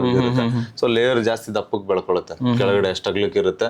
ಸೊ ಒಂದೇ ಲೋಡಲ್ಲಿ ಹಾಕೊಂಡು ಯೂಸ್ ಮಾಡ್ತಾ ಇದೀವಿ ಅಂತ ಇಟ್ಕೊಳ್ಳಿ, ಸೊ ಅವಾಗ ನಮ್ಗೆ ಏನಾಗುತ್ತೆ, ಅಷ್ಟು ಮಾತ್ರನೇ ವೇಸ್ಟೇಜ್ ಬರುತ್ತೆ. ಸೊ ಅಗ್ಲಕ್ಕೆಲ್ಲ ಬಿಡಿದ್ವಿ ಅಂದ್ರೆ ಎಲ್ಲಾ ಕಡೆನೂ ವೇಸ್ಟೇಜ್ ಕೆಳಗಡೆ ವೇಸ್ಟೇಜ್ ಜಾಸ್ತಿ ಪರ್ಸೆಂಟೇಜ್ ಮಣ್ಣು ಜೊತೆ ಮಿಕ್ಸ್ ಆಗುತ್ತೆ. ಇಲ್ಲೇನು ನಾವು ಒಂದೇ ಸತಿ ರೇಟಲ್ಲಿ ತೊಗೊಂಬರಕಂತ ಹೋಗ್ತೀವಿ, ಅದ್ರಲ್ಲಿ ಆಟೋಮೆಟಿಕ್ ಆಗಿ ಹೋಗ್ಬಿಡುತ್ತೆ. ಆಮೇಲೆ ನಮ್ಗೆ ಏನಾಗುತ್ತೆ ಅಂದ್ರೆ ಸರ್, ಅದು ಜಾಸ್ತಿ ಒಣಗಿನೂ ಕೂಡ ಎಮ್ ಸ್ಯಾಂಡ್ ಕೂಡ ಸ್ವಲ್ಪ ಅಂದ್ರೆ ಅದರಿಂದ ಕ್ವಾಲಿಟಿ ಚೇಂಜ್ ಆಗುತ್ತೆ ಅನ್ನೋದಕ್ಕಿಂತ ಸ್ವಲ್ಪ ಹಾರ್ಡನ್ ಆಗಕ್ಕೆ ಸ್ಟಾರ್ಟ್ ಆಗುತ್ತೆ. ಸೊ ಸ್ವಲ್ಪ ಅದು ಏನೋ ಕ್ವಾಲಿಟಿ ಕಡಿಮೆ ಆಯ್ತು ಏನೋ ಅಂತ ಅಂದ್ರೆ ಅದು ಯೂಶಲಿ ಆಗಿರಲ್ಲ, ಬಟ್ ನಮ್ಗೆ ನೋಡೋದಕ್ಕೆ ಹಂಗೆ ಅನ್ಸಕ್ಕೆ ಸ್ಟಾರ್ಟ್ ಆಗುತ್ತೆ. ನಿಮ್ಮ ಪ್ರಕಾರ ಮ್ಯಾನುಫ್ಯಾಕ್ಚರ್ ಆಗಬೇಕು, ಇದಕ್ಕೆ ಯಾರ್ಡ್ ಬರ್ಬೇಕು ನಮಗ್ ಬರ್ಬೇಕು ಕಂಟಿನ್ಯೂ ತಿರುಗಾಡ್ತಾ ಇರ್ಬೇಕು. ಫ್ರೆಶ್ ಮೆಟೀರಿಯಲ್ ಫ್ರೆಶ್ ಮೆಟೀರಿಯಲ್ ಬರ್ಬೇಕು. So ಯಾವತ್ತೋ ಹಾಕೊಂಡಿರೋದು ಯೂಸ್ ಮಾಡೋದು ಬೇಡ ಅಂತ. ಅದಂಗೆ ಸೆಟ್ಲ್ ಆಗಿತ್ತು ಗಟ್ಟಿ ಆಗಿತ್ತು ಅಂತಂದ್ರೆ ಅದರೊಳಗಡೆ ಎಲ್ಲ ಉಂಡೆ ತರ ಆಗಕ್ ಸ್ಟಾರ್ಟ್ ಅದೆಲ್ಲ ನಮ್ಗೆ ಏನಂದ್ರೆ ಸ್ಟ್ರೆಂತ್ ವೀಕ್ ಆಗೋಗ್ಬಿಡುತ್ತೆ. Okay okay okay okay. ಹಾಗಾಗಿ ನಾವು 1 or 2 ಲೋಡ್ಸ್ ಅದ್ರಲ್ಲಿ ನಮ್ಗೆ ಒಂದೇ ಸತಿ ತಗೊಳ್ಳೋದಕ್ಕೂ ತಗೊಳ್ಳದಿರೋದಕ್ಕೂ ಸೊ ರೇಟ್ ಡಿಫ್ರೆನ್ಸ್ ಅಂತ ಹೋಗ್ತೀವಿ ಅಂತಂದ್ರೆ ನಮಗೆ ಸೊ ಏನು ಮಚ್ ಡಿಫ್ರೆನ್ಸ್ ಏನಾಗಲ್ಲ. ಸೊ ಯಾಕಂತಂದ್ರೆ ನಾವು M70 ತುಂಬಾ ವೇರಿ ಆಗಲ್ಲ. ಈ ಸ್ಟೀಲ್ ರೇಟ್ ಆಗುತ್ತೆ ಗೊತ್ತಾ, ಇವತ್ತು 5 ರೂಪಾಯಿ ನಾಳೆ 10 ರೂಪಾಯಿ ಹಂಗೇನಾಗಲ್ಲ. ಸ್ಟ್ಯಾಂಡ್ ರೇಟ್ ಅಲ್ಲಿ ಯಾವತ್ತು ವೇರಿ ಆಗಲ್ಲ. ಆಲ್ಮೋಸ್ಟ್ ಒಂದು 5-6 ವರ್ಷದಿಂದನೂ ಅಷ್ಟೇ ಐತೆ, ಹಂಗೆ ಇದೆ. ಇದೇ ರೇಟ್ 700-800 ರೂಪಾಯಿ. ಏನೋ ಒಂದು 50 ರೂಪಾಯಿ ಜಾಸ್ತಿ ಆಗುತ್ತೆ 50 ರೂಪಾಯಿ ಕಮ್ಮಿ ಆಗುತ್ತೆ ಅಷ್ಟು ಬಿಟ್ರೆ ಏನು ತುಂಬಾ ವೇರಿ ತೊಂದರೆ ಇಲ್ಲ ಅಂತ ಹೇಳ್ತೀರಾ. ಸೂಪರ್ ಆಗಿ ಹೇಳಿದ್ರೆ. ಸೊ ನೆಕ್ಸ್ಟ್ ಬರೋದು ಈ ಸಪ್ಲೈ ಮಾಡ್ತಾರಲ್ಲ, ಇದು ತುಂಬಾ ಜನರಿಗೆ ತುಂಬಾ ಇಂಪಾರ್ಟೆಂಟ್ ಸರ್. ಇದು ಈ ಫ್ರಾಡ್ ಅನ್ನುವಂಥದ್ದು. ಫಾರ್ ಎಕ್ಸಾಂಪಲ್ ಒಂದು ಲೋಡ್ ಬರುತ್ತೆ ಅಂತ ಅನ್ಕೊಳ್ಳೋಣ. ಆ ಲೋಡ್ ಬಂದಾಗ ಅವ್ರು ನಾವು ಹೇಳಿರುವಷ್ಟೇ ಲೋಡ್ ಇರುತ್ತಾ, ಫ್ರಾಡ್ ಆಗುವಂಥದ್ದು, load capacity fraud, quality fraud, ಇದು ಹೆಂಗೆ ನಾವು ಕಂಡು ಹಿಡ್ಕೊಬೇಕು? ಫ್ರಾಡ್ ಅನ್ನೋಕ್ಕಿಂತ ನಾವು ಚೆಕ್ ಮಾಡ್ಕೊಬೇಕು. ಹೌದು ಸರ್, ಯಾಕಂದ್ರೆ ನಾವು ಈಗ ಫ್ರಾಡ್ ಅಂತಂತ ಮಾಡ್ತಾರೆ ಅನ್ನೋದಕ್ಕಿಂತ ನಾವು ನಮ್ಮ ಹುಷಾರಲ್ಲಿ ನಾವ್ ಇರ್ಬೇಕು. Okay okay sir. ಇದ್ರಲ್ಲಿ ನೋಡಿ ನಮ್ಗೆ ಇವಾಗ ಮೇಜರ್ ಆಗಿ ಏನಾಗುತ್ತೆ ಅಂತಂದ್ರೆ ಸರ್, ಇವಾಗ ಡೈರೆಕ್ಟ್ ಕ್ರಷರ್ ಇಂದ ತಗೊಂಡ್ವಿ ಅಂತ ಇಟ್ಕೊಳ್ಳಿ. ಡೈರೆಕ್ಟ್ ಕ್ರಷರ್ ಇಂದ ತಗೊಂಡ್ವಿ ಅಂತಂದ್ರೆ ನಮಗೆ ಒಂದು ಪೇಮೆಂಟ್ ಸ್ಲಿಪ್ ಅಂತ ಹೇಳ್ಬಿಟ್ಟು ಬರೋದು, ಸ್ಲಿಪ್ ಬರೋದು. Okay okay. ಅದರಿಂದ ನಮಗೆ ಎಕ್ಸಾಕ್ಟ್ ಏನೋ ಕ್ವಾಂಟಿಟಿ ಏನಿದೆ ಅಂದ್ರೆ ಈಗ ಅಲ್ಲಿಂದ 20 ಟನ್ ಲೋಡ್ ಮಾಡಿದ್ರು ಅಂತಂದ್ರೆ ಇಲ್ಲಿ 20 ಟನ್ನೇ ಬಂದಿರೋದು ಎಕ್ಸಾಕ್ಟ್ ಆಗಿ. ಸೊ ಅಲ್ಲಿ ಅವಾಗ ನಮ್ಗೆ ಏನೋ ಚೀಟಿಂಗ್ ಅಂತ ಹೇಳಿ ಏನು ಆಗ್ತಾ ಇರ್ಲಿಲ್ಲ. ಬಟ್ ಇವಾಗ ಏನ್ ಸ್ಟಾರ್ಟ್ ಆಗಿದೆ ಅಂತ ಹೇಳಿದ್ರೆ, ಅಲ್ಲಿ ಕ್ರಷರ್ ಅಲ್ಲಿ ಲೋಡ್ ಮಾಡ್ಬಿಡ್ತಾರೆ, ಆ ಬಿಲ್ ನ ಎಡಿಟ್ ಮಾಡ್ಬಿಡ್ತಾರೆ. ಅಂದ್ರೆ ಪೇಮೆಂಟ್ ಸ್ಲಿಪ್ ಇರುತ್ತಲ್ಲ, ಅದು ಒಂದ್ ಸ್ವಲ್ಪ ಕ್ರಷರ್ಗಳಲ್ಲಿ ಒಂದು 50-100 ರೂಪಾಯಿ ಎಕ್ಸ್ಟ್ರಾ ತಗೊಳಪ್ಪ ಅಂತೇಳಿ ಈಗ 18 ಟನ್ ತುಂಬಿರ್ತಾನೆ. ಸೊ ಅದನ್ನ 20 ಟನ್ಗೆ ಅಂತ ಹೇಳ್ಬಿಟ್ಟು ಮಾಡ್ಕೊಟ್ಬಿಡ್ತಾನೆ. ಸೊ ಅವಾಗ ಏನಾಗ್ತಿವಿ, ಸೊ ನಾವು ಅಲ್ಲಿಂದ ಇಲ್ಲಿ ತರೋದ್ರೊಳಗಡೆ ನಮಗೆ 2 ಟನ್ ಎಕ್ಸ್ಟ್ರಾ ಹೊರಟು. ಇದು ನಂಬರ್ 1 ಫ್ರಾಡ್ ಆಗೋದು ಸರ್. ಆಮೇಲೆ ಇದಕ್ಕೆ ನಾವು ಇನ್ನೂ ಓನರ್ಸ್ಗಳು ನಾವು ಸುಮ್ಮನಿರಲ್ಲ, ಮನೆ ಓನರ್ಸ್ ನಾವು ಇನ್ನೂ ಬುದ್ಧಿವಂತರೆ, ಬಾ ಇಲ್ಲಿ ವೇಯಿಂಗ್ ಮಿಷಿನ್ ಬಾ, ಅಲ್ಲಿ ನಿಂತ್ಕೊಂಡ್ಬಿಟ್ಟು ತೂಕ ಮಾಡಿಸ್ಕೊಂಡ್ ಬರೋಣ ಬಾ ಅಂತ ಹೇಳ್ಬಿಟ್ಟು ಹೋಗ್ತೀವಿ. ಸೊ ಅಲ್ಲಿಗೆ ಏನಾಗುತ್ತೆ ಅಂದ್ರೆ ಅಲ್ಲೇನೋ ನೀರೇನೋ ಹೊಡೆದಿದ್ರು, ಅದಕ್ಕೆ ಚೆನ್ನಾಗಿ ವಾಟರ್ ಆಡ್ ಮಾಡಿ ನೀರು ಅವಾಗ ಹೊಡೆದಿದ್ರು ಅಂತ ಹೇಳಿದ್ರೆ, ಆಮೇಲೆ ಅದಕ್ಕೆ ನಾವು ಅವ್ರಿಗೆ ಏನು ಆನ್ಸರೇ ಮಾಡೋಕ್ಕಾಗಲ್ಲ. ನೀರ್ ಯಾಕೆ ಕೊಡ್ಕೊಂಡ್ ಬಂದಿರಿ ಅಂತ ಹೇಳಕ್ಕಾಗಲ್ಲ. ಯಾಕಂದ್ರೆ ಇವಾಗ ಫ್ರೆಶ್ ಮೆಟೀರಿಯಲ್ ತಗೊಂಡಿದೀವಿ, ಹಂಗೆ ಹಾಕೊಂಡು ಬಂದಿದೀವಿ ಅಂತ ಹೇಳ್ತಾರೆ. ಆಮೇಲೆ ನಮಗೆ ಪ್ರತಿ ಲೋಡ್ನ ನಾವು ಚೆಕ್ ಮಾಡಲ್ಲ. ಸೊ ಯಾವಾಗ ಚೆಕ್ ಮಾಡ್ತೀವಿ, ಫಸ್ಟ್ ನಮ್ಗೇನು ಅವೇರ್ನೆಸ್ ಇದೆ ಚೀಟಿಂಗ್ ಆಗುತ್ತೆ ಅಂತಂದ್ರೆ ನಾವೇನು ಮಾಡ್ತೀವಿ, ಏನೋ 1 or 2 ಲೋಡ್ಸ್ ಅಂತೇಳಿ ಚೆಕ್ ಮಾಡ್ಕೊತೀವಿ. 1-2 ಲೋಡ್ ಅವ್ನು ಕರ್ಕೊಂಡೋಗಿ ಪೇಮೆಂಟಲ್ಲಿ ಚೆಕ್ ಮಾಡಿಸ್ಕೊಂಡು ತಗೊಂಬರೋಣ ಅಂತ ಹೇಳ್ಬಿಟ್ಟು. ಸೊ ಅಲ್ಲಿ ಅವನೊಂದು 2 ಟನ್ ಜಾಸ್ತಿ ಮಾಡಿರ್ತಾನಲ್ಲ, ಅಗೇನ್ಸ್ಟ್ ಆಗಿ ಇಲ್ಲೊಂದು ಸ್ವಲ್ಪ ನೀರು ಹೊಡೆದ ಬರ್ತಾನೆ. ಅಲ್ಲಿಂದ ಇಲ್ಲಿಗೆ ಬರೋಷ್ಟೊಳಗಡೆ ಅದು ಅಲ್ಲಿಗೆ ಹಂಗೆ ತೂಕ ಬಂದಿರುತ್ತೆ. ಸೊ ಅದು ಆಟೋಮೆಟಿಕ್ ಆಗಿ ಅದನ್ನೇನೋ ಇವ್ರೇನೋ ವೇರಿಯೇಷನ್ ಅಂತ ಹೇಳ್ಬಿಟ್ಟು ಏನೋ ಮಾಡಲ್ಲ. ಕರೆಕ್ಟ್, ಅದೊಂದು ಇದಾಗುತ್ತೆ. ಆಮೇಲೆ ಏನೋ ಹಂಗೂ ಕಂಡಿಡಿದ್ವಿ ಅಂತಂದ್ರೆ ಒಂದು 1/2 ಟನ್ ವೇರಿಯೇಷನ್ ಬರುತ್ತೆ ಅಷ್ಟೇ. 1/2 ಟನ್ ವೇರಿಯೇಷನ್ ಅವ್ರು ರೀಸನ್ ಹೇಳ್ಬಿಡ್ತಾರೆ. ಸರ್ ಅಲ್ಲಿ ಫುಲ್ ಟ್ಯಾಂಕ್ ಪೆಟ್ರೋಲ್ ಇತ್ತು, ಇಲ್ಲಿ ಕಡಿಮೆ ಆಗಿದೆ ಇರ್ಬೋದು, ಅದು ಗಾಳಿಗೆ ಒಂಚೂರು ಆಗಿದೆ ಅದಾಗಿದೆ ಅಂತೇಳಿ ಎಲ್ಲ. 1/2 ಟನ್ ಈಸ್ ಅಕ್ಸೆಪ್ಟಬಲ್ ನೀವು ಹೇಳ್ತೀರಾ. 1/2 ಟನ್ ವೇರಿಯೇಷನ್ಸ್ ಕಾಮನ್ ಆಗುತ್ತೆ. ಬಟ್ 2-3 ಟನ್ ಆಗೋದನ್ನ ನಾವು ಅವಾಯ್ಡ್ ಮಾಡಬೇಕು. ಬಟ್ ಇದಕ್ಕೆ ನಾವು ಇವಾಗ RCC ನಲ್ಲಿ ನಾವೇನ್ ಮಾಡ್ತಾ ಇದೀವಿ ಅಂತಂದ್ರೆ ಸರ್, ಇವಾಗ ಹೊಸದಾಗಿ ನಮಗೂ ಕೂಡ ಇದು ಕಾಮನ್ ಚಾಲೆಂಜ್ ಏನೇ. ಸೊ ಯಾಕಂದ್ರೆ ಎಷ್ಟೊಂದ್ ಜನ ಸಪ್ಲೈಯರ್ಸ್ ಇದಾರೆ. ಸೊ ಎಲ್ಲರೂ ಒಂದೇ ಎಥಿಕಲ್ ಆಗಿ ಸಪ್ಲೈ ಮಾಡ್ತಾರೆ, ಅದಕ್ಕೆ ನಾವು ಏನ್ ಮಾಡ್ತಾ ಇದೀವಿ ಅಂತಂದ್ರೆ ಅದನ್ನ CFT ತಗೊಂತಾ ಇದೀವಿ ಸರ್. ಅಂದ್ರೆ ಫುಲ್ ಬಾಡಿ ಬಂದಿತ್ತು ಅಂತ ಹೇಳಿದ್ರೆ, ಸೊ ಇದ್ರಲ್ಲಿ ಮತ್ತೆ ಗಾಡಿಗಳು ವೈಟೇಜ್ ಬಾಡಿ ಅಂತ ಹೇಳ್ತೀವಲ್ಲ, ಅಂದ್ರೆ ಎಷ್ಟು ದೊಡ್ಡ ಗಾಡಿಗಳು ಅಂತ ಹೇಳ್ತೀವಲ್ಲ, ಅದ್ರಲ್ಲಿ ಮತ್ತೆ ಒಂದು 3-4 ವೆರೈಟಿ ಗಾಡಿಗಳಿದೆ. ಸೊ ಅದರಲ್ಲಿ ಇವಾಗ ಫಾರ್ ಎಕ್ಸಾಂಪಲ್ ಒಂದು 400 CFT ಗಾಡಿ ಅಂತ ಹೇಳ್ತೀವಿ. ಸೊ 400 CFT ಅಂತಂದ್ರೆ ಅದೊಂದು 380 CFT ಬರುತ್ತೆ. ಸೊ ಅದಕ್ಕೆ ಅಗೇನ್ಸ್ಟ್ ಆಗಿ ನಮ್ಗೆ ಏನಂತಂದ್ರೆ ಆ ಗಾಡಿನಲ್ಲಿ ಒಂದು 18-20 ಟನ್ ಅಷ್ಟೇ ಇರಬೇಕು ವೆಯ್ಟ್. ಸೊ ಅದೇನಾದ್ರೂ ನಮಗೆ 22 ಟನ್ 23 ಟನ್ ತೋರಿಸ್ತಾ ಇದ್ದಾನೆ ಅಂತಂದ್ರೆ, ಬಾಡಿ ಅಷ್ಟೇ ಇದೆ, ಮೆಜರ್ಮೆಂಟ್ ಅಷ್ಟೇ ಇದೆ ಅಂತ ಹೇಳಿದ್ರೆ ಆಟೋಮೆಟಿಕ್ಲಿ ಅವನಲ್ಲಿ ಏನಂತಂದ್ರೆ ಅಲ್ಲಿ ಏನೋ ಒಂದು. ನೀವು ಹೇಳ್ತಿರೋ ಪ್ರಕಾರ ಜಸ್ಟ್ ಅಳತೆ ಮಾಡು ಕೂಡ ನಾವು ಇದನ್ನ ಕಂಡುಹಿಡಿಬಹುದು. Okay okay. ಅದ್ರ ಮೇಲೂ ಕೂಡ ಉದ್ದ, ಅಡ್ಡ, ಡೆಪ್ತ್ ಇದನ್ನ ಕ್ಯಾಲ್ಕುಲೇಟ್ ಮಾಡಿದ್ರೆ ಡೆಫಿನೆಟ್ಲಿ ಬಂದ್ಬಿಡುತ್ತೆ. ಎಷ್ಟು ಸೇಫ್ಟಿ ಇದೆ ಅಂತ ಹೇಳ್ಬಿಟ್ಟು ಗೊತ್ತಾಗುತ್ತೆ. ಅಂದ್ರೆ ಎಷ್ಟು ಅಡಿ ಸ್ಯಾಂಡ್ ಇದೆ ಅಂತ ಗೊತ್ತಾಯ್ತು ಸರ್, ಗೊತ್ತಾಯ್ತು. ಅದ್ರ ಮೇಲ್ಗಡೆ ನಾವು ತೂಕನೂ ಕೂಡ ಕ್ಯಾಲ್ಕುಲೇಟ್ ಮಾಡಬಹುದು, ಮಾಡ್ಕೊಂಡ್ಬಿಡ್ಬೋದು ಆಟೋಮೆಟಿಕ್. ತಗೊಂಡೋಗ್ಬಿಟ್ಟು ಈ ವೇಯಿಂಗ್ ಮಿಷಿನ್ ಅಲ್ಲೇ ಮಾಡ್ಬೇಕಂತ ವೇಯಿಂಗ್ ಮಿಷಿನ್ ಅಂದ್ರೆ ನಮ್ಗೆ ಅಪ್ರಾಕ್ಸಿಮೇಟ್ ತುಂಬಾ ಡಿಫರೆನ್ಸ್ ಇದ್ರೆ ಇಲ್ಲಿ ಗೊತ್ತಾಗ್ಬಿಡುತ್ತೆ. ಎಕ್ಸಾಕ್ಟ್ ಆಗಿ ಗೊತ್ತಾಗಿಲ್ಲ ಅಂದ್ರೆ ಒಂದು 1/2 ton variation okay, 1 ton variation okay, 700 ರೂಪಾಯಿ ಡಿಫರೆನ್ಸ್ ಬರುತ್ತೆ. ಬಟ್ 3-4 ಟನ್ ಡಿಫರೆನ್ಸ್ ಇದೆ ಅಂದ್ರೆ ಆಟೋಮೆಟಿಕ್ ಆಗಿ ಗೊತ್ತಾಗ್ಬಿಡುತ್ತೆ. ಇದು ತುಂಬಾ ಇಂಪಾರ್ಟೆಂಟ್. ಇಲ್ಲಿ ವೀಕ್ಷಕರಿಗೆ ಹೇಳಕ್ಕೆ ಇಷ್ಟಪಡ್ತೀನಿ, ಪ್ರತಿ ಸತಿ ಹೋಗ್ಬಿಟ್ಟು ಇದೆಲ್ಲ ಮಾಡ್ಬೇಕಂತಿಲ್ಲ. ನಿಮ್ದೊಂದು ಪ್ರಾಜೆಕ್ಟ್ ನಡೀತದೆ ಅಂತಂದ್ರೆ 1-2 ಸತಿ ಮಾಡಿ ಆಮೇಲೆ ಆಟೋಮೆಟಿಕಲಿ ಇವ್ರಿಗೆ ಗೊತ್ತಾಗ್ಬಿಡುತ್ತೆ, ಇವ್ರು ಚೆಕ್ ಮಾಡ್ತಾರಪ್ಪ, ಒಂದು ಭಯ ಬಂದ್ಬಿಡುತ್ತೆ ಅಂತ ಹೇಳ್ಬೋದು sir. Correct sir. Okay sir, ಇದಂತೂ ಗೊತ್ತಾಯ್ತು. ಸೊ ಆಲ್ಮೋಸ್ಟ್ ಒಂದು ಎಜುಕೇಟ್ ಮಾಡ್ಬಿಟ್ಟಿದೀವಿ ಜನರಿಗೆ ಅಂತ ಅನ್ಕೊಂತೀನಿ. ಸೊ ನಿಮ್ಮ ಎಚ್ಚರದಲ್ಲಿ ನೀವಿದ್ರೆ ಅವಾಗ ಚೆಕ್ ಮಾಡ್ಕೊಂತ ಇದ್ರೆ, ಪ್ರತಿ ಸತಿ ಟೈಮ್ ಇರಲ್ಲ ಎಲ್ಲರಿಗೂ ಮಾಡ್ಕೊಂತ ಇದ್ರೆ ಡೆಫಿನೆಟ್ಲಿ ಸಪ್ಲೈಯರ್ಸ್ಗೂ ಕೂಡ ಒಂದು ಭಯ ಇರುತ್ತೆ, ಇವ್ರು ಮಾಡ್ತಾರಪ್ಪ ಚೆಕ್ ಕೇಳ್ತಾರೆ ಅನ್ನೋದೊಂದು ಇದ್ರೆ ಡೆಫಿನೆಟ್ಲಿ ಅದು ಮೋಸ ನಿಮ್ಗೆ ಆಗಲ್ಲ ಅಂತ ಅನ್ಕೊಂತೀನಿ. ಸರ್ ಈಗ ನೀವು ಗಾಡಿ ಬಗ್ಗೆ ಹೇಳಿದ್ರಿ, ಬೇರೆ ಬೇರೆ ವೆಹಿಕಲ್ ಇರುತ್ತೆ ಅಂತ ಹೇಳ್ಬಿಟ್ಟು. ಸೊ ನಾವು ಒಂದು ಸ್ಯಾಂಡ್ ತರಿಸ್ತೀವಿ ಅಂತಂದ್ರೆ ಯಾವ್ಯಾವ ರೀತಿ ವೆಹಿಕಲ್ ಬರುತ್ತೆ, ಯಾವ್ಯಾವ್ದ್ರಲ್ಲಿ ಎಷ್ಟೆಷ್ಟು ಟನ್ ಇರುತ್ತೆ ಅಂದ್ರೆ ಸರ್ ನಾವು ಕರೆಕ್ಟ್ ಸರ್, ಯಾಕಂದ್ರೆ ಇದರಿಂದ ಒಂದು ಐಡಿಯಾ ಸಿಗುತ್ತೆ. ಸೊ ಎಕ್ಸಾಕ್ಟ್ ಆಗಿ ಏನಂತಂದ್ರೆ ಇವಾಗ ನಾವು 10 ವೀಲರ್ ಅಂತ ಹೇಳ್ತೀವಿ, ದೊಡ್ಡ ಗಾಡಿ ಬರುತ್ತೆ. ಸೊ ಆ ದೊಡ್ಡ ಗಾಡಿ ಬಂತು ಅಂತ ಹೇಳಿದ್ರೆ ಅದರಲ್ಲಿ ಒಂದು 30ರಿಂದ 32 ಟನ್ ಮ್ಯಾಕ್ಸಿಮಮ್ ಬರುತ್ತೆ. 30 ಟನ್ ಬರುತ್ತೆ. ಸೊ ಅದೊಂದು ನಾವು ನೋಡ್ಕೋಬಹುದು. ಅಂಡ್ ಆಮೇಲೆ ಅದಕ್ಕಿಂತ ಸ್ವಲ್ಪ ಚಿಕ್ಕದ್ ಬರುತ್ತೆ, ರೆಗ್ಯುಲರ್ ಓಡಾಡ್ತಾ ಇರ್ತವೆ ಗಾಡಿಗಳು. ಸೊ ಆ ರೆಗ್ಯುಲರ್ ಓಡಾಡೋದೇನಂದ್ರೆ ನಾನು ರೆಡಿ ಗಾಡಿಗಳು ಅಂತ ಹೇಳ್ತೀವಿ. ಸೊ ನಾವು ಅವ್ರನ್ನ ಈ ವೀಕ್ಷಕರು ಬೇಕಾದ್ರೆ ಅವ್ರನ್ನ ಕೇಳಿದ್ರೆ ಹೇಳ್ಬಿಡ್ತಾರೆ ಎಷ್ಟು ಸೇಫ್ಟಿ ಗಾಡಿ ಇದೆ ಅಂತ ಹೇಳಿದ್ರೆ ಅವ್ರು ಹೇಳ್ಬಿಡ್ತಾರೆ ನಾನು ರೆಡಿ ಅಂತ ಹೇಳ್ತಾರೆ. ಬಟ್ ಅದು 380 ಅಷ್ಟಿರುತ್ತೆ. ಸೊ ಎಕ್ಸಾಕ್ಟ್ ಆಗಿ 400 ಅಂತ ಹೇಳ್ತಿರಲ್ಲ. ಸೊ ಅದು ಬಂತು ಅಂದ್ರೆ ನಮ್ಗೆ 18 to 20 ಟನ್ ಬರುತ್ತೆ ಸರ್. 18 to 20 ಅದ್ರಲ್ಲಿ ಅಷ್ಟು ಬರುತ್ತೆ. ಸೊ ಅಂಡ್ ಅದಾದ್ಮೇಲೆ ಅದಕ್ಕಿಂತ ಸ್ವಲ್ಪ ಚಿಕ್ಕದಂತಂದ್ರೆ ನಾವೀಗ 709 ವೆಹಿಕಲ್ಸ್ ಅಂತ ಅದಕ್ಕಿಂತ ಸ್ವಲ್ಪ ಚಿಕ್ಕದು, ಅದು 6 709 ವೆಹಿಕಲ್ ಅದ್ರಲ್ಲಿ ಬಂದ್ವಿ ಅಂತ ಹೇಳಿದ್ರೆ ನಮಗೆ ಆಲ್ಮೋಸ್ಟ್ ಒಂದು 10ರಿಂದ 12 ಟನ್ ಗಂಟ ಅಂತ ಹೇಳಿ ಬರುತ್ತೆ. 10ರಿಂದ 12 ಟನ್. ಸಮ್ ಟೈಮ್ಸ್ ಅದರಲ್ಲಿ ಸ್ವಲ್ಪ ಇನ್ನೊಂದ್ ಸ್ವಲ್ಪ ಚಿಕ್ಕದ್ ಬರುತ್ತೆ, ಅದು ಬರೀ 8-9 ಟನ್ ಬರುತ್ತೆ. ಸೊ ಅದ್ರಲ್ಲಿ 2 ತರ ವೆಹಿಕಲ್ ಆಪ್ಷನ್ ಇದೆ, 2 ಬರುತ್ತೆ. ಇನ್ನು ನಾವು ಅದಕ್ಕಿಂತ ಫುಲ್ ಚಿಕ್ಕದಂದ್ರೆ tractor load. So tractor load ಹೋದ್ವಿ ಅಂತಂದ್ರೆ ನಮಗೆ 3ರಿಂದ 4 ಟನ್ ಬರುತ್ತೆ ಅಷ್ಟೇನೆ. ಚಿಕ್ಕ ಕೆಲಸಕ್ಕೆಲ್ಲ ಟ್ರಾಕ್ಟರ್ ಲೋಡ್. ಹೌದು ಸರ್. ಬಟ್ ಟ್ರಾಕ್ಟರ್ ಅವರು ಮತ್ತೆ ಚಿಕ್ಕ ಗಾಡಿಯವರು ಇವ್ರು ಯಾರು ಇದಾರಲ್ಲ 709 ಚಿಕ್ಕದೆಲ್ಲ, ಸೊ ಅವರೆಲ್ಲ ಟನ್ನೇಜ್ ಅಲ್ಲಿ ಕೊಡಲ್ಲ. ಅವ್ರಂದ್ರೆ ಈ ಒಂದ್ ಗಾಡಿ ಇಷ್ಟು ಲೋಡ್ ಮಾಡ್ಕೊಂಡಿದ್ದೀನಿ, ಇದಕ್ಕೆ ಇಷ್ಟು ಅಮೌಂಟ್ 10,000 ಕೊಡಿ, 8,000 ಕೊಡಿ, 12,000 ಕೊಡಿ ಅಂತ ಲಂಸಮ್ ಅಲ್ಲಿ ಸೇಲ್ ಮಾಡ್ತಾರೆ. ಯಾಕಂದ್ರೆ ಅವ್ರು ಕ್ರಷರ್ ಹೋಗಿ ತುಂಬ್ಕೊಂಡ್ ಬರಲ್ಲ, ಅಲ್ಲೇ ಎಲ್ಲಿ ಸ್ಟೋರೇಜ್ ಯಾರ್ಡ್ ಎಲ್ಲಿರುತ್ತಲ್ಲ ಅವ್ರದ್ದು ಅಲ್ಲಿಂದಾನೆ ಅಲ್ಲೇ ಅಂದ್ರೆ ಲೋಕಲ್ ಡಿಸ್ಟ್ರಿಬ್ಯೂಷನ್ ಅಂತ ಇಟ್ಕೊಂಡಿರ್ತಾರೆ. ಯೂಶಲಿ ಯಾಕಂದ್ರೆ ಅವ್ರು ಅಲ್ಲಿಂದ ಹೋಗಿ ಕ್ರಷರ್ ಹೋಗಿ ತುಂಬ್ಕೊಂಡ್ ಬಂದ್ರು ಅಂತ ಹೇಳಿದ್ರೆ ಆ ಮೈಟ್ ಬಿ ಅವ್ರಿಗೆ ಡೀಸೆಲ್ ಒಂದ್ 2-3 ಸಾವಿರ ಖರ್ಚು ಬಂತು, ಟೋಲ್ ಮತ್ತೆ ಪೇಮೆಂಟ್ ಅದು ಇದು ಅಂತ ಹೇಳಿ. ಸೊ ಹಂಗಾಗಿ 10 ವೀಲರ್ ಅಲ್ಲಿಂದ ತಂದಾಕೊಂಡು ಚಿಕ್ಕದಾಗಿ ಡಿಸ್ಟ್ರಿಬ್ಯೂಟ್ ಮಾಡ್ತಿರ್ತಾರೆ. ಸೊ ಅದ್ರಲ್ಲಿ ಅವ್ರಿಗೆ ಪ್ರಾಫಿಟ್ ಜಾಸ್ತಿ ಇರುತ್ತೆ. ಹಾಗಾಗಿ ಅದನ್ನೆಲ್ಲ ನಾವು ಟನ್ನೇಜ್ ಅಲ್ಲಿ ತಗೊಳ್ಳೋದಕ್ಕಾಗಲ್ಲ, ಬಟ್ ಅದೆಲ್ಲ ಲೋಡ್ ಲೆಕ್ಕದಲ್ಲೇ ಕೊಡ್ತಾರೆ. ನನ್ನ ಕಡೆಯಿಂದ ಏನಂದ್ರೆ ಒಂದು ಸ್ಮಾಲ್ ಸಜೆಷನ್ ಏನಂದ್ರೆ ಬೈ ಎನಿ ಚಾನ್ಸ್ ಏನಾದ್ರು ಆ ತರ ಸಿಚುವೇಶನ್ ಇದೆ ಅಂತ ಹೇಳಿದ್ರೆ, ಸೊ ನಾವು ಏನೋ ಇಲ್ಲ ಒಂದ್ ಯಾರಿಗೊಂದು ಚಿಕ್ಕದೊಂದು ಯಾರೋ ನಮ್ಗೆ ಗೊತ್ತಿರೋರು ಇದಾರೆ 709 ಇದೆ, ಅವ್ರು ತಂದು ಹೊಡಿತಾ ಇರ್ತಾರೆ ಮೆಟೀರಿಯಲ್, ಅವ್ರ ಹತ್ರನೇ ತಗೊಳ್ಳೋಣ ಅಂತ ಹೇಳ್ಬಿಟ್ಟು ಅಷ್ಟೊಂದ್ ಸತಿ ಮಿಸ್ಗೈಡ್ ಆಗ್ತಾ ಇರ್ತೀವಿ. ಅದ್ರ ಬದಲಾಗಿ ಟನ್ನೇಜ್ ಅಲ್ಲೇ ತಗೋಬೇಕು ಸರ್. ದೊಡ್ಡ ಗಾಡಿನೇ ತಗೋಬೇಕು. ಏನಾದ್ರು ಒನ್ ಟೈಮ್ ತಗೊಂಡ್ವಿ ಅಂತಂದ್ರೆ ಅಟ್ಲೀಸ್ಟ್ 400 ಸೇಫ್ಟಿ ಇರುತ್ತಲ್ಲ ಆ ಗಾಡಿ ತಗೊಂಡ್ರೆ, ಯಾಕಂದ್ರೆ 10 ವೀಲರ್ ಎಲ್ಲ ಕಡೆ ಬರಲ್ಲ, ಪಿಟ್ಗಳು ಅದು ರೋಡ್ ಜಾಗ ಇರಲ್ಲ ಅಲ್ವಾ. ಕರೆಕ್ಟ್. ಬಟ್ ಜಾಗ ಇದೆ ಅಂದ್ರೆ 10 ವೀಲರ್ ತಗೊಂಡ್ರೆ ಒಳ್ಳೇದು. ಸೊ ಒಂದ್ಸತಿ ತಗೊಂಡ್ವಿ ಅಂತಂದ್ರೆ ನಮ್ಗೆ ಎಷ್ಟೊಂದ್ ದಿನ ಮತ್ತೆ ಮೆಟೀರಿಯಲ್ ಅಂತ 30 to 40 ಟನ್ ಸಿಕ್ಬಿಡುತ್ತೆ ಅಲ್ವಾ, ಮತ್ತೆ ತಲೆನೋವು ಮಾಡ್ಕೊಳ್ಳೋದಿರಲ್ಲ. ಬಟ್ ಚಿಕ್ಕದನ್ನ ಫುಲ್ ಕನ್ಸ್ಟ್ರಕ್ಷನ್ ಯೂಸ್ ಮಾಡಿದೆ ಅಂತ ಹೇಳಿದ್ರೆ 100% ಇದು ನಮಗೆ ಕನ್ಸ್ಟ್ರಕ್ಷನ್ ಕಾಸ್ಟ್ ಮೇಲೂ ಕೂಡ ಕನ್ಸ್ಟ್ರಕ್ಷನ್ ಕಾಸ್ಟ್ ಜಾಸ್ತಿ. ಅರೌಂಡ್ ನಮಗೆ ಬರೀ ಒಂದ್ ಲೋಡ್ಗೆನೆ ನಮ್ಗೆ ಏನಿಲ್ಲ ಅಂತಂದ್ರೆ ಸರ್ ನಮ್ಗೆ ಟನ್ನೇಜ್ ಬಂದ್ಬಿಟ್ಟು ನಮಗೆ ಇವಾಗ 750-800 ರೂಪಾಯಿ ಇರುತ್ತಲ್ಲ, ಅದು ನಮಗೆ 1,200-1,400 ರೂಪಾಯಿ ಹೋಗ್ಬಿಡುತ್ತೆ. 1,200 ಅಷ್ಟಕ್ಕೆ ಹೋಗ್ಬಿಡುತ್ತೆ. ಸೊ ಅದು 8 ಟನ್ ಗಾಡಿ ಇದೆ ಅಂತ ಇಟ್ಕೊಳ್ಳಿ, 8 ಟನ್ ಗಾಡಿ. ಸೊ ನಾವು ಟನ್ನೇಜ್ ಅಲ್ಲಿ ತಗೊಂಡ್ರೆ ಅದು ನಮ್ಗೆ ಅರೌಂಡ್ ಒಂದ್ 8,000 ರೂಪಾಯಿ, 10 ಟನ್ ಅನ್ಕೊಳ್ಳಿ 8,000 ರೂಪಾಯಿ ಆಗ್ಬೇಕು.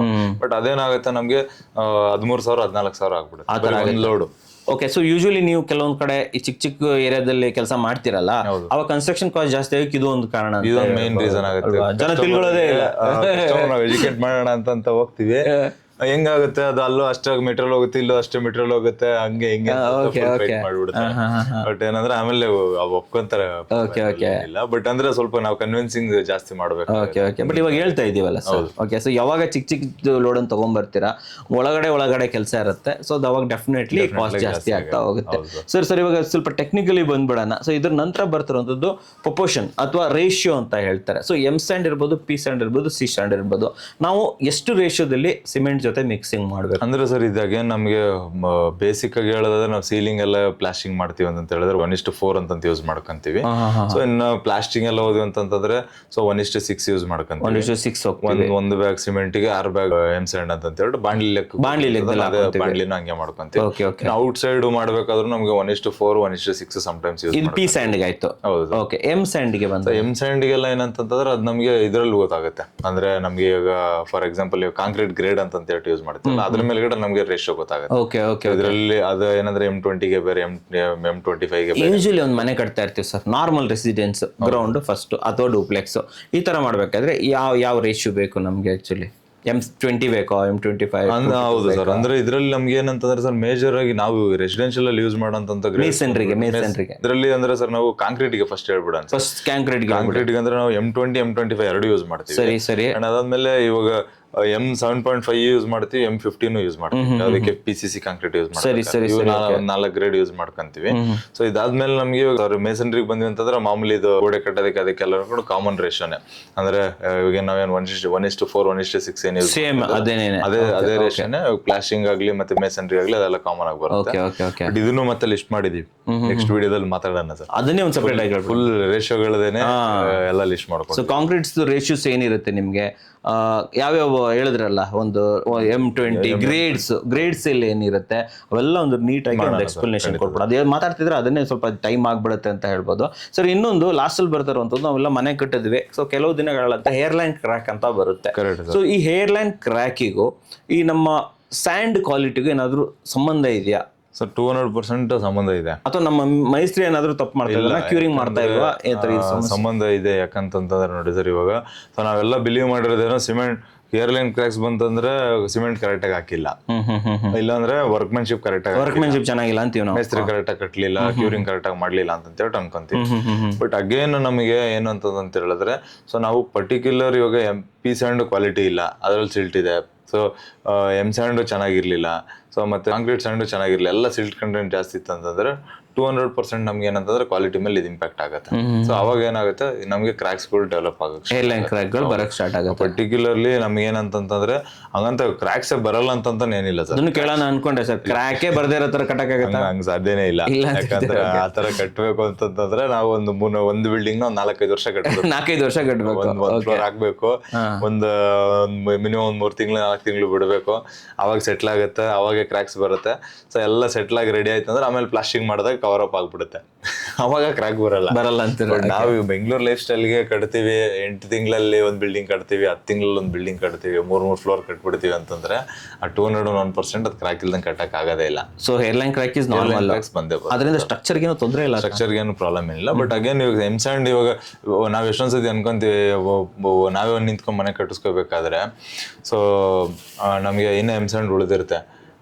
M ಸ್ಯಾಂಡ್ ಉಳಿದಿದೆಯಲ್ಲ ಅದರಲ್ಲಿ ಪ್ಲಾಸ್ಟಿಂಗ್ ಮಾಡ್ಬಿಡಿ ಅಂತ ಹೇಳ್ತೀವಿ. ಅದರಲ್ಲಿ ಏನೋ ಒಂದು ಮತ್ತೆ ಬೇರೆ ವರ್ಕ್ಗಳು ಕಾಂಪ್ರಮೈಸ್ ಆಗ್ಬಿಡ್ತೀವಿ. ಸೊ ಇಲ್ಲ ಪ್ಲಾಸ್ಟಿಂಗ್ ಸ್ಯಾಂಡ್ ಉಳಿದಿರುತ್ತೆ, ಅದನ್ನೇ ಮೋಲ್ಡ್ ಹಾಕೋಣ ಅಂತ ಹೇಳಿ ಯೂಸ್ ಮಾಡ್ಕೊಂತೀವಿ. ಸೊ ಈ ತರದ್ ಏನೋ ಮಾಡ್ಕೊಂಡ್ವಿ. ಆಮೇಲೆ ಏನಾರು ಈಗ ಎಷ್ಟೊಂದ್ ಜನಗಳು ನಾವು ಏನೋ ವೇಸ್ಟೇ ಆಗ್ಬಾರ್ದು ಅಂತ ಹೇಳ್ಬಿಟ್ಟು ಫುಲ್ ಕ್ಲೀನ್ ಆಗಿ ರೋಡ್ ನ ಗುಡಿಸ್ಕೊಂಡು ಅದನ್ನೆಲ್ಲ ಅದರಲ್ಲಿರೋ ಡಸ್ಟ್ ಗಿಸ್ಟ್ ಎಲ್ಲ ಸ್ವಲ್ಪ ಪರವಾಗಿಲ್ಲ, ಬಟ್ ವೇಸ್ಟೇಜ್ ಆಗ್ಬಾರ್ದು ಅಂತ ಅನ್ನೋದು. ಸೊ ನಮ್ಗೆ ಅದೊಂದು ಮೈಂಡ್ ಸೆಟ್ ಇರುತ್ತೆ. ಸೊ ನಾವು ಮನೆ ಕಟ್ಟಕ್ಕೆ ಸ್ಟಾರ್ಟ್ ಮಾಡಿದ್ವಿ ಅಂತಂದ್ರೆ ಮೆಟೀರಿಯಲ್ ವೇಸ್ಟೇಜ್ ಜಾಸ್ತಿ ಆಗ್ಬಾರ್ದು. ಮೆಟೀರಿಯಲ್ ವೇಸ್ಟೇಜ್ ಕಂಟ್ರೋಲ್ ಮಾಡಿದ್ರೆ ಸೊ ಅವಾಗ ನಮ್ಗೆ ಏನಾಗುತ್ತೆ, ಕಾಸ್ಟ್ ಕಡಿಮೆ ಆಗುತ್ತೆ ಅಂತ ಹೇಳಿ ಅನ್ಕೊಂತೀವಿ. ಬಟ್ ಹಂಗ್ ಮೆಟೀರಿಯಲ್ ವೇಸ್ಟೇಜ್ ಕಂಟ್ರೋಲ್ ಮಾಡಕ್ ಹೋಗಿ ಅದಕ್ಕಂತಾನೆ ಒಂದು ಪ್ಯಾರಾಮೀಟರ್ ಇರುತ್ತೆ, ಒಂದು ಥ್ರೆಶೋಲ್ಡ್ ಅಂತ ಇರುತ್ತೆ. ಸಿಮೆಂಟ್ಗೆ ಎಷ್ಟು % ವೇಸ್ಟೇಜ್ ತಗೋಬಹುದು, ಸೊ ಸ್ಟೀಲ್ಗೆ ಎಷ್ಟು ತಗೋಬಹುದು, M ಸ್ಯಾಂಡ್ಗೆ ಎಷ್ಟು ತಗೋಬಹುದು ಅಂತೇಳಿ. ಸೊ ಅದನ್ನು ನಾವು ವೇಸ್ಟೇಜ್ ಆಗದಿರ ಕಂಟ್ರೋಲ್ ಮಾಡಿದ್ವಿ ಅಂದ್ರೆ ನಮ್ಗೆ ಏನಾಗುತ್ತೆ, ಅವಾಗ ಕ್ವಾಲಿಟಿ ಕಾಂಪ್ರಮೈಸ್ ಆಗುತ್ತೆ ಅಂತ ಹೇಳ್ತೀರಾ. ಸರ್ ವೇಸ್ಟೇಜ್ ಬಗ್ಗೆ ಮಾತಾಡೋಣ. ಸೊ ಇಲ್ಲೇ ಬರುವಂಥದ್ದು ಒಂದು 30-40 ಸೈಟ್ ಅಂತ ನಾವು ಕಟ್ತಾ ಇದೀವಿ ಅಂತಂದ್ರೆ ಟೋಟಲ್ ಮಟೀರಿಯಲ್ ಸ್ಯಾಂಡ್ ಹೇಳಿ ಸರ್, ಬೇರೆ ಬಿಟ್ಬಿಡೋಣ. ಒಂದು ಸ್ಯಾಂಡ್, ಸೊ ಇಲ್ಲಿ ಎಷ್ಟು ಸ್ಯಾಂಡ್ ಅನ್ನ ಬೇಕಾಗತ್ತೆ ನಾವು ಪರ್ಚೇಸ್ ಮಾಡಿ ಮೈಂಡಲ್ಲಿ ಇಟ್ಕೊಬೇಕು.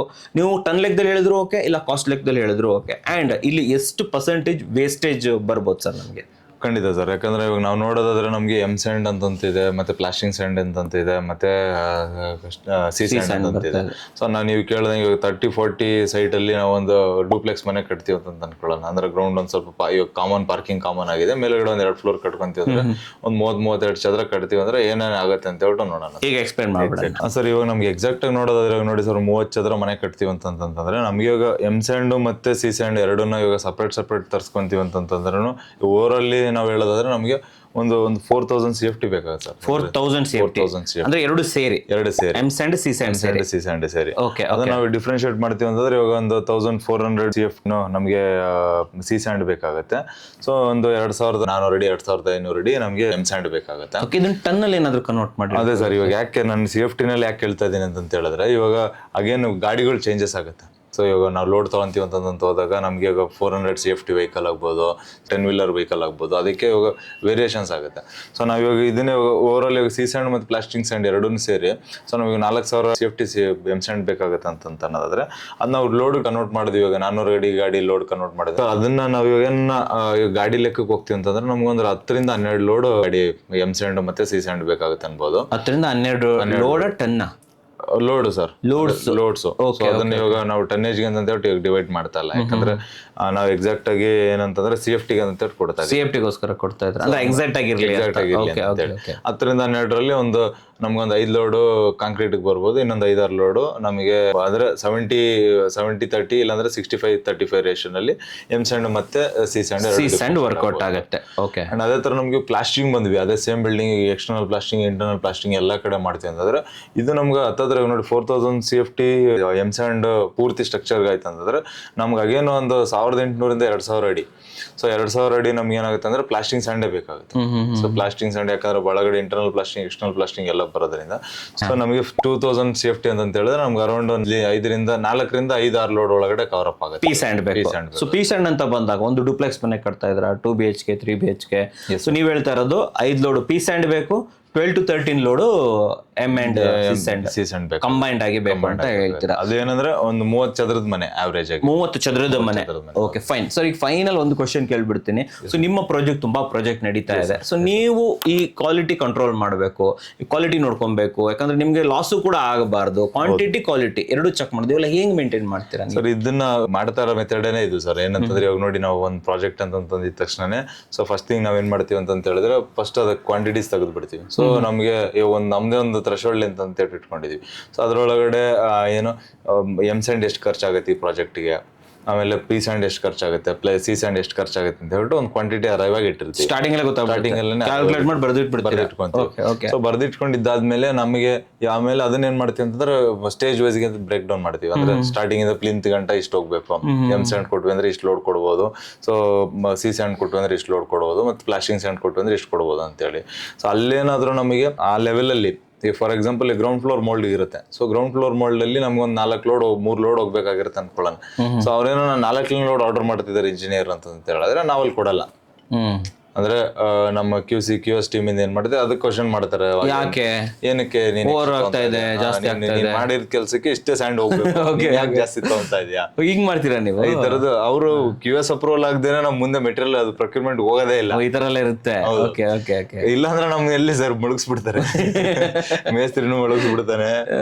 ಏನ್ ಮಾಡ್ತಾನೆ ಹೆಂಗ್ ಎಷ್ಟು ಮೆಟೀರಿಯಲ್ ಇದ್ರು ಅದನ್ನ ಹಾಕೊಂಡು ಹೊಡಿತಾ ಇರ್ತಾರೆ. ವೇಸ್ಟೇಜ್ ಎಷ್ಟಾದ್ರೂ ಗೊತ್ತಾಗಲ್ಲ. ಬಟ್ ನಾವು ಫಸ್ಟೇ ಕೊಡ್ಬೇಕಾದ್ರೆ ಹೇಳಿರ್ತೀವಿ. ಅಂಡ್ ಏನೋ 5% ವೇಸ್ಟೇಜ್ ನಾವು ಕನ್ಸಿಡರ್ ಮಾಡಿರ್ತೀವಿ. 5% ವೇಸ್ಟೇಜ್ ನಾವು ಓನಾಗಿ ಕಟ್ಸ್ಕೊಳ್ಳೋರು 5% ವೇಸ್ಟೇಜ್ ಕನ್ಸಿಡರ್ ಮಾಡ್ಕೋಬಹುದಾ? 5% ಅನ್ಕೊಂತೀವಿ, ಅದು ಇನ್ನೊಂದು ಸ್ವಲ್ಪ ಜಾಸ್ತಿನೇ ಹೋಗುತ್ತೆ.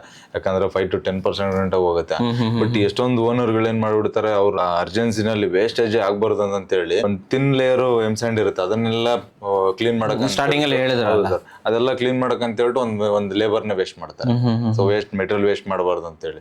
ಬಟ್ ಹಂಗಾಗಲ್ಲ, ಯಾಕಂದ್ರೆ ಪರ್ಟಿಕ್ಯುಲರ್ ಅದಕ್ಕೆ ಒಂಥರ ಥ್ರೆಶೋಲ್ಡ್ ಅಂತ ವೇಸ್ಟೇಜ್ ಅಂತ ಕೊಡ್ಲೇಬೇಕು. 5 to 10% ಅಂತೂ ಹೋಗುತ್ತೆ. ಹೌದು ಸರ್. ಓಕೆ. ಸೊ ಅವಾಗ ನಾವೇನ್ ಮಾಡ್ತೀವಿ, ಇದನ್ನ ಆ ತರ ಕಂಟ್ರೋಲ್ ಮಾಡ್ತೀವಿ. ಅವಾಗ ನಮ್ಗೆ ಆಟೋಮೆಟಿಕ್ ಆಗಿ ಗೊತ್ತಾಗುತ್ತೆ ಅಲ್ಲಿಂದ ಆ ಮೆಟೀರಿಯಲ್ ಆ ಸಪ್ಲೈಯರ್ ಯಾರು, ಅವನೇನ ಕಡಿಮೆ ಕಳಿಸ್ಬಿಟ್ಟಿದ್ದಾನ, ಇಲ್ಲ ಅಂದ್ರೆ ನಮ್ಗೇನ ಅಲ್ಲೇನ ಬೇರೆ ವರ್ಕ್ ಜಾಸ್ತಿ ಆಗಿದ್ಯಾ. ಈಗ ಫಾರ್ ಎಕ್ಸಾಂಪಲ್ ನಾವು ಅನ್ಕೊಂಡಿರ್ತೀವಿ ಒಂದ್ ಗೋಡೆ ಅದನ್ನ ರೀವರ್ಕ್ ಆಗೋಯ್ತು. ಸೊ ಅವಾಗ ನಾವು ಒಂದು ಗೋಡೆ ತೆಗೆದು ಮತ್ತೆ ಕಟ್ಟಿದ್ವಿ ಅಂದ್ರೆ ಅಲ್ಲಿ ಮತ್ತೆ ನಮ್ಗೆ ಸ್ಯಾಂಡ್ ಜಾಸ್ತಿ ಕನ್ಸ್ಯೂಮ್ ಆಗಿರುತ್ತೆ. ಆ ಥರದ್ದು ಏನನ್ನ ಇದೆ ಅಂತಂದ್ರೆ ಮಾತ್ರನೇ ಅಪ್ರೂವಲ್ ಕೊಡ್ತೀವಿ. ಆ ಥರದ್ದೇನಾಗಿಲ್ಲ, ಕರೆಕ್ಟಾಗಿ ಪ್ರೋಸೆಸ್ ಪ್ರಕಾರ ಹೋಗ್ತಾ ಇದೆ ಅಂತಂದ್ರೆ ಎಕ್ಸ್ಟ್ರಾ ಆಗಿದೆ ಅಂದ್ರೆ ಅಲ್ಲಿ ಆಟೋಮೆಟಿಕ್ ಆಗಿ ಗೊತ್ತಾಗ್ಬಿಡುತ್ತೆ. ಸೊ ಅವಾಗ ಅದಕ್ಕೆ ಅವ್ರು ಮತ್ತೆ ಅಲ್ಲಿ ನಮ್ಮ ಸೈಟ್ ಇಂಜಿನಿಯರ್ ಬಂದು ಅದಕ್ಕೆ ಎಕ್ಸ್ಪ್ಲನೇಷನ್ ಕೊಟ್ಟು ಯಾಕೆ ಜಾಸ್ತಿ ಆಗಿದೆ, ಏನಾಗಿದೆ ಅಂತ ನೋಡಿ. ಸೊ ಅಲ್ಲಿ ಸೈಟ್ ಇಂಜಿನಿಯರ್ದು ಮೇಸ್ತ್ರಿದೆಲ್ಲ ಏನು ಪ್ರಾಬ್ಲಮ್ ಇಲ್ಲ ಅಂತಂದ್ರೆ ಹಾಗೇನಾದ್ರು ಪ್ರೊಕ್ಯೂರ್ಮೆಂಟ್ಗೆ ಹೋಗುತ್ತೆ. ಪ್ರೊಕ್ಯೂರ್ಮೆಂಟ್ ಅವ್ರು ಏನಾರ ಸಪ್ಲೈಯರ್ನ ಕರೆಕ್ಟಾಗಿ ಕೊಟ್ಟಿದಾರ ಇಲ್ವಾ, ಅವ್ನು ಯಾರು ಹೊಸ ಸಪ್ಲೈಯರ್ ಇದ್ದ, ಏನಾರ ಕ್ವಾಂಟಿಟಿನಲ್ಲಿ ಏನೋ ವೇರಿಯೇಷನ್ ಮಾಡಿದ್ದ, ಹಾಗೆ ನಾವು ಹೇಳ್ದಂಗೆ ಟನ್ನೇಜ್ ತುಂಬ್ಕೊಂಡ್ ಬರ್ಬೇಕಾದ್ರೆ ಇದೆಲ್ಲ ವೇರಿಯೇಷನ್ ಆಗಿರುತ್ತೆ. ಆ ಥರದ್ದು ಏನಾಗ ಅವ್ರು ಸಿಗಾಕೊಂಡ್ರು ಅಂತಂದ್ರೆ ಅವ್ರಿಗೆ ಕಂಪ್ಲೀಟ್ ಆಗಿ ಅವ್ರ ಮೇಲೆ ಡೆಬಿಟ್ ಮಾಡ್ಬಿಡ್ತೀವಿ. ಆದ್ರೆ ಅವ್ರ ಸಪ್ಲೈಯರ್ಸ್ ಇನ್ನ ನಮ್ಮ ಹತ್ರ ಪೇಮೆಂಟ್ಸ್ ಇರುತ್ತೆ. ಸೊ ಇವಾಗ ಮನೆ ಓನರ್ಸ್ಗಳಿಗಾದ್ರೆ ಅವ್ರ ಮಾತು ಕೇಳಲ್ಲ, ಯಾಕಂದ್ರೆ ಅವ್ರಿಗೆ ಸಪ್ಲೈ ಮಾಡ್ಬಿಟ್ಟು ಇವಾಗ ಅಮೌಂಟ್ ಇಸ್ಕೊಂಡು ಹೋಗಿರ್ತಾರೆ. ಕರೆಕ್ಟ್. ನಮ್ಮ ಹತ್ರ ಅಂದ್ರೆ ಒಂದು 15 ದಿವಸದ ಪೇಮೆಂಟ್ ಬಾಕಿ ಇರುತ್ತೆ. ನೋಡಪ್ಪ, ನಾವು ಅವ್ರಿಗೆ ಅದನ್ನೇ ಸಿಂಪಲ್ ಕ್ವಶನ್ ಕೇಳ್ತೀನಿ, ನೀನ್ ಇಷ್ಟು ಮೆಟೀರಿಯಲ್ ಸಪ್ಲೈ ಮಾಡಿದೆ, ನಮ್ಗೆ ಇಷ್ಟು ಕೆಲಸ ಆಗ್ಬೇಕು, ಆಗಿಲ್ಲ. ಸೊ ನಿನ್ ಕಡೆಯಿಂದ ಏನೋ ಫಾಲ್ಟ್ ಆಗಿದೆ, ಸೊ ಅವಾಗ ಆಟೋಮೆಟಿಕ್ ಆಗಿ ಗೊತ್ತಾಗ್ಬೋದು. ಈ ಮನೆ ಓನರ್ಗಳು ಇರ್ಬೋದು, ಯಾರೇ ಒಂದು ವೇಳೆ ನಮ್ಮ ಬೆಂಗಳೂರಲ್ಲಿಲ್ಲ ಹೊರಗಡೆ ಇದ್ದಾರೆ, ನೀವು ಮಾಡ್ತಾರೆ ಈ ಕ್ಯಾಲ್ಕುಲೇಷನ್ ಅನ್ನ ನಾವು ಮಾಡ್ಕೋಬಹುದಾ ಈಗಿನ ಟೆಕ್ನಾಲಜಿ ಯೂಸ್ ಮಾಡ್ಕೊಂಡು? ಅಂದ್ರೆ ಮಾಡ್ಬೋದು ಸರ್. ಇವಾಗ ಏನಂದ್ರೆ ಹೊಸದಾಗಿ ನಾವೇ ಕಲ್ತ್ ಮಾಡ್ಬೇಕಂದ್ರೆ ಡಿಫಿಕಲ್ಟೇನೆ. ಯಾಕಂದ್ರೆ ನಮ್ ಕಂಪ್ಲೀಟ್ ಮಾಡಲ್ನೇ ವರ್ಕ್ ಮಾಡ್ಬೇಕು. ನಮಗೇನೆ ಇದು ಒಂದ್ ಬಿಲ್ಡಿಂಗ್ ವರ್ಕೌಟ್ ಮಾಡಕ್ಕೆ ನಮ್ಗೆ 2-3 ಅವರ್ 4 ಅವರ್ ತಗೊಂಡ್ಬಿಡುತ್ತೆ. ಓಕೆ ಓಕೆ ನಮ್ದು ಬರೀ ಅದೇ ಕೆಲಸ ಮಾಡೋಂತ ಟೀಮ್ ಇಂದಾನೆ. ಸೊ ಅಷ್ಟು ಯಾಕಂದ್ರೆ ಅಷ್ಟು ಪ್ರಿಸೈಸ್ ಆಗಿ ವರ್ಕ್ ಮಾಡೋದಕ್ಕಾಗಲ್ಲ. ಸೊ ಬಟ್ ಏನಂದ್ರೆ ಟ್ರೈ ಮಾಡಿದ್ರೆ ಮಾಡ್ಬೋದು ಸರ್. ಸೊ ಈಗಲೂ ಟೆಕ್ನಾಲಜಿ ಬಂದಿದೆ, ಯೂಸ್ ಮಾಡ್ಕೊಂಡು ಮಾಡ್ಬೋದು. But we are not sure ಅದು ಎಷ್ಟು ಎಕ್ಸಾಕ್ಟ್ ಆಗಿ ಬರುತ್ತೆ ಅಂತ ಹೇಳಿ. ಯಾಕಂದ್ರೆ ಇದನ್ನೆಲ್ಲ ಮಾಡೋದಕ್ಕೆ ಹಾಗೆ ನಮ್ಗೆ ಪ್ರಾಕ್ಟಿಕಲ್ ನಾಲೆಡ್ಜ್ ಇರಬೇಕು. ಕರೆಕ್ಟ್ ಆಗಿ ಲಾಟ್ ಆಫ್ ವೇರಿಯೇಷನ್ಸ್ ಇರುತ್ತೆ. ಓಕೆ ಸೊ ಅದಾದ್ಮೇಲೆ ಮತ್ತೆ AI ನಲ್ಲಿ ಕೊಡಬಹುದು, ಬಟ್ ಏನೋ ವೇರಿಯೇಷನ್ಸ್ ಎಕ್ಸ್ಪೆಕ್ಟ್ ಮಾಡಬಹುದು, ಹೇಳಕ್ಕಾಗಲ್ಲ. ಸೂಪರ್. ಸೊ ತುಂಬಾ ದೊಡ್ಡದೇ ನಾವು ಮ್ಯಾಟ್ರ್ ತಗೊಂಡ್ಬಂದ್ಬಿಟ್ಟಿದ್ದೀವಿ.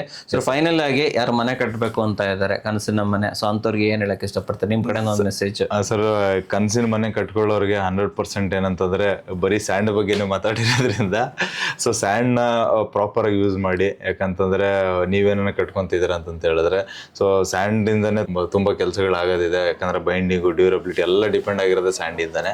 ಸೊ ಅದನ್ನ ನೀಟಾಗಿ ಯೂಸ್ ಮಾಡಿ ಅಂತ ಹೇಳ್ಬಿಟ್ಟು ಒಂದಷ್ಟು ಬೇಸಿಕ್ ನಾಲೆಡ್ಜ್ ಅಂತಂತೂ ಕೊಟ್ಟಿದೀವಿ, ಅದನ್ನ ಯೂಸ್ ಮಾಡ್ಕೋಬಹುದು.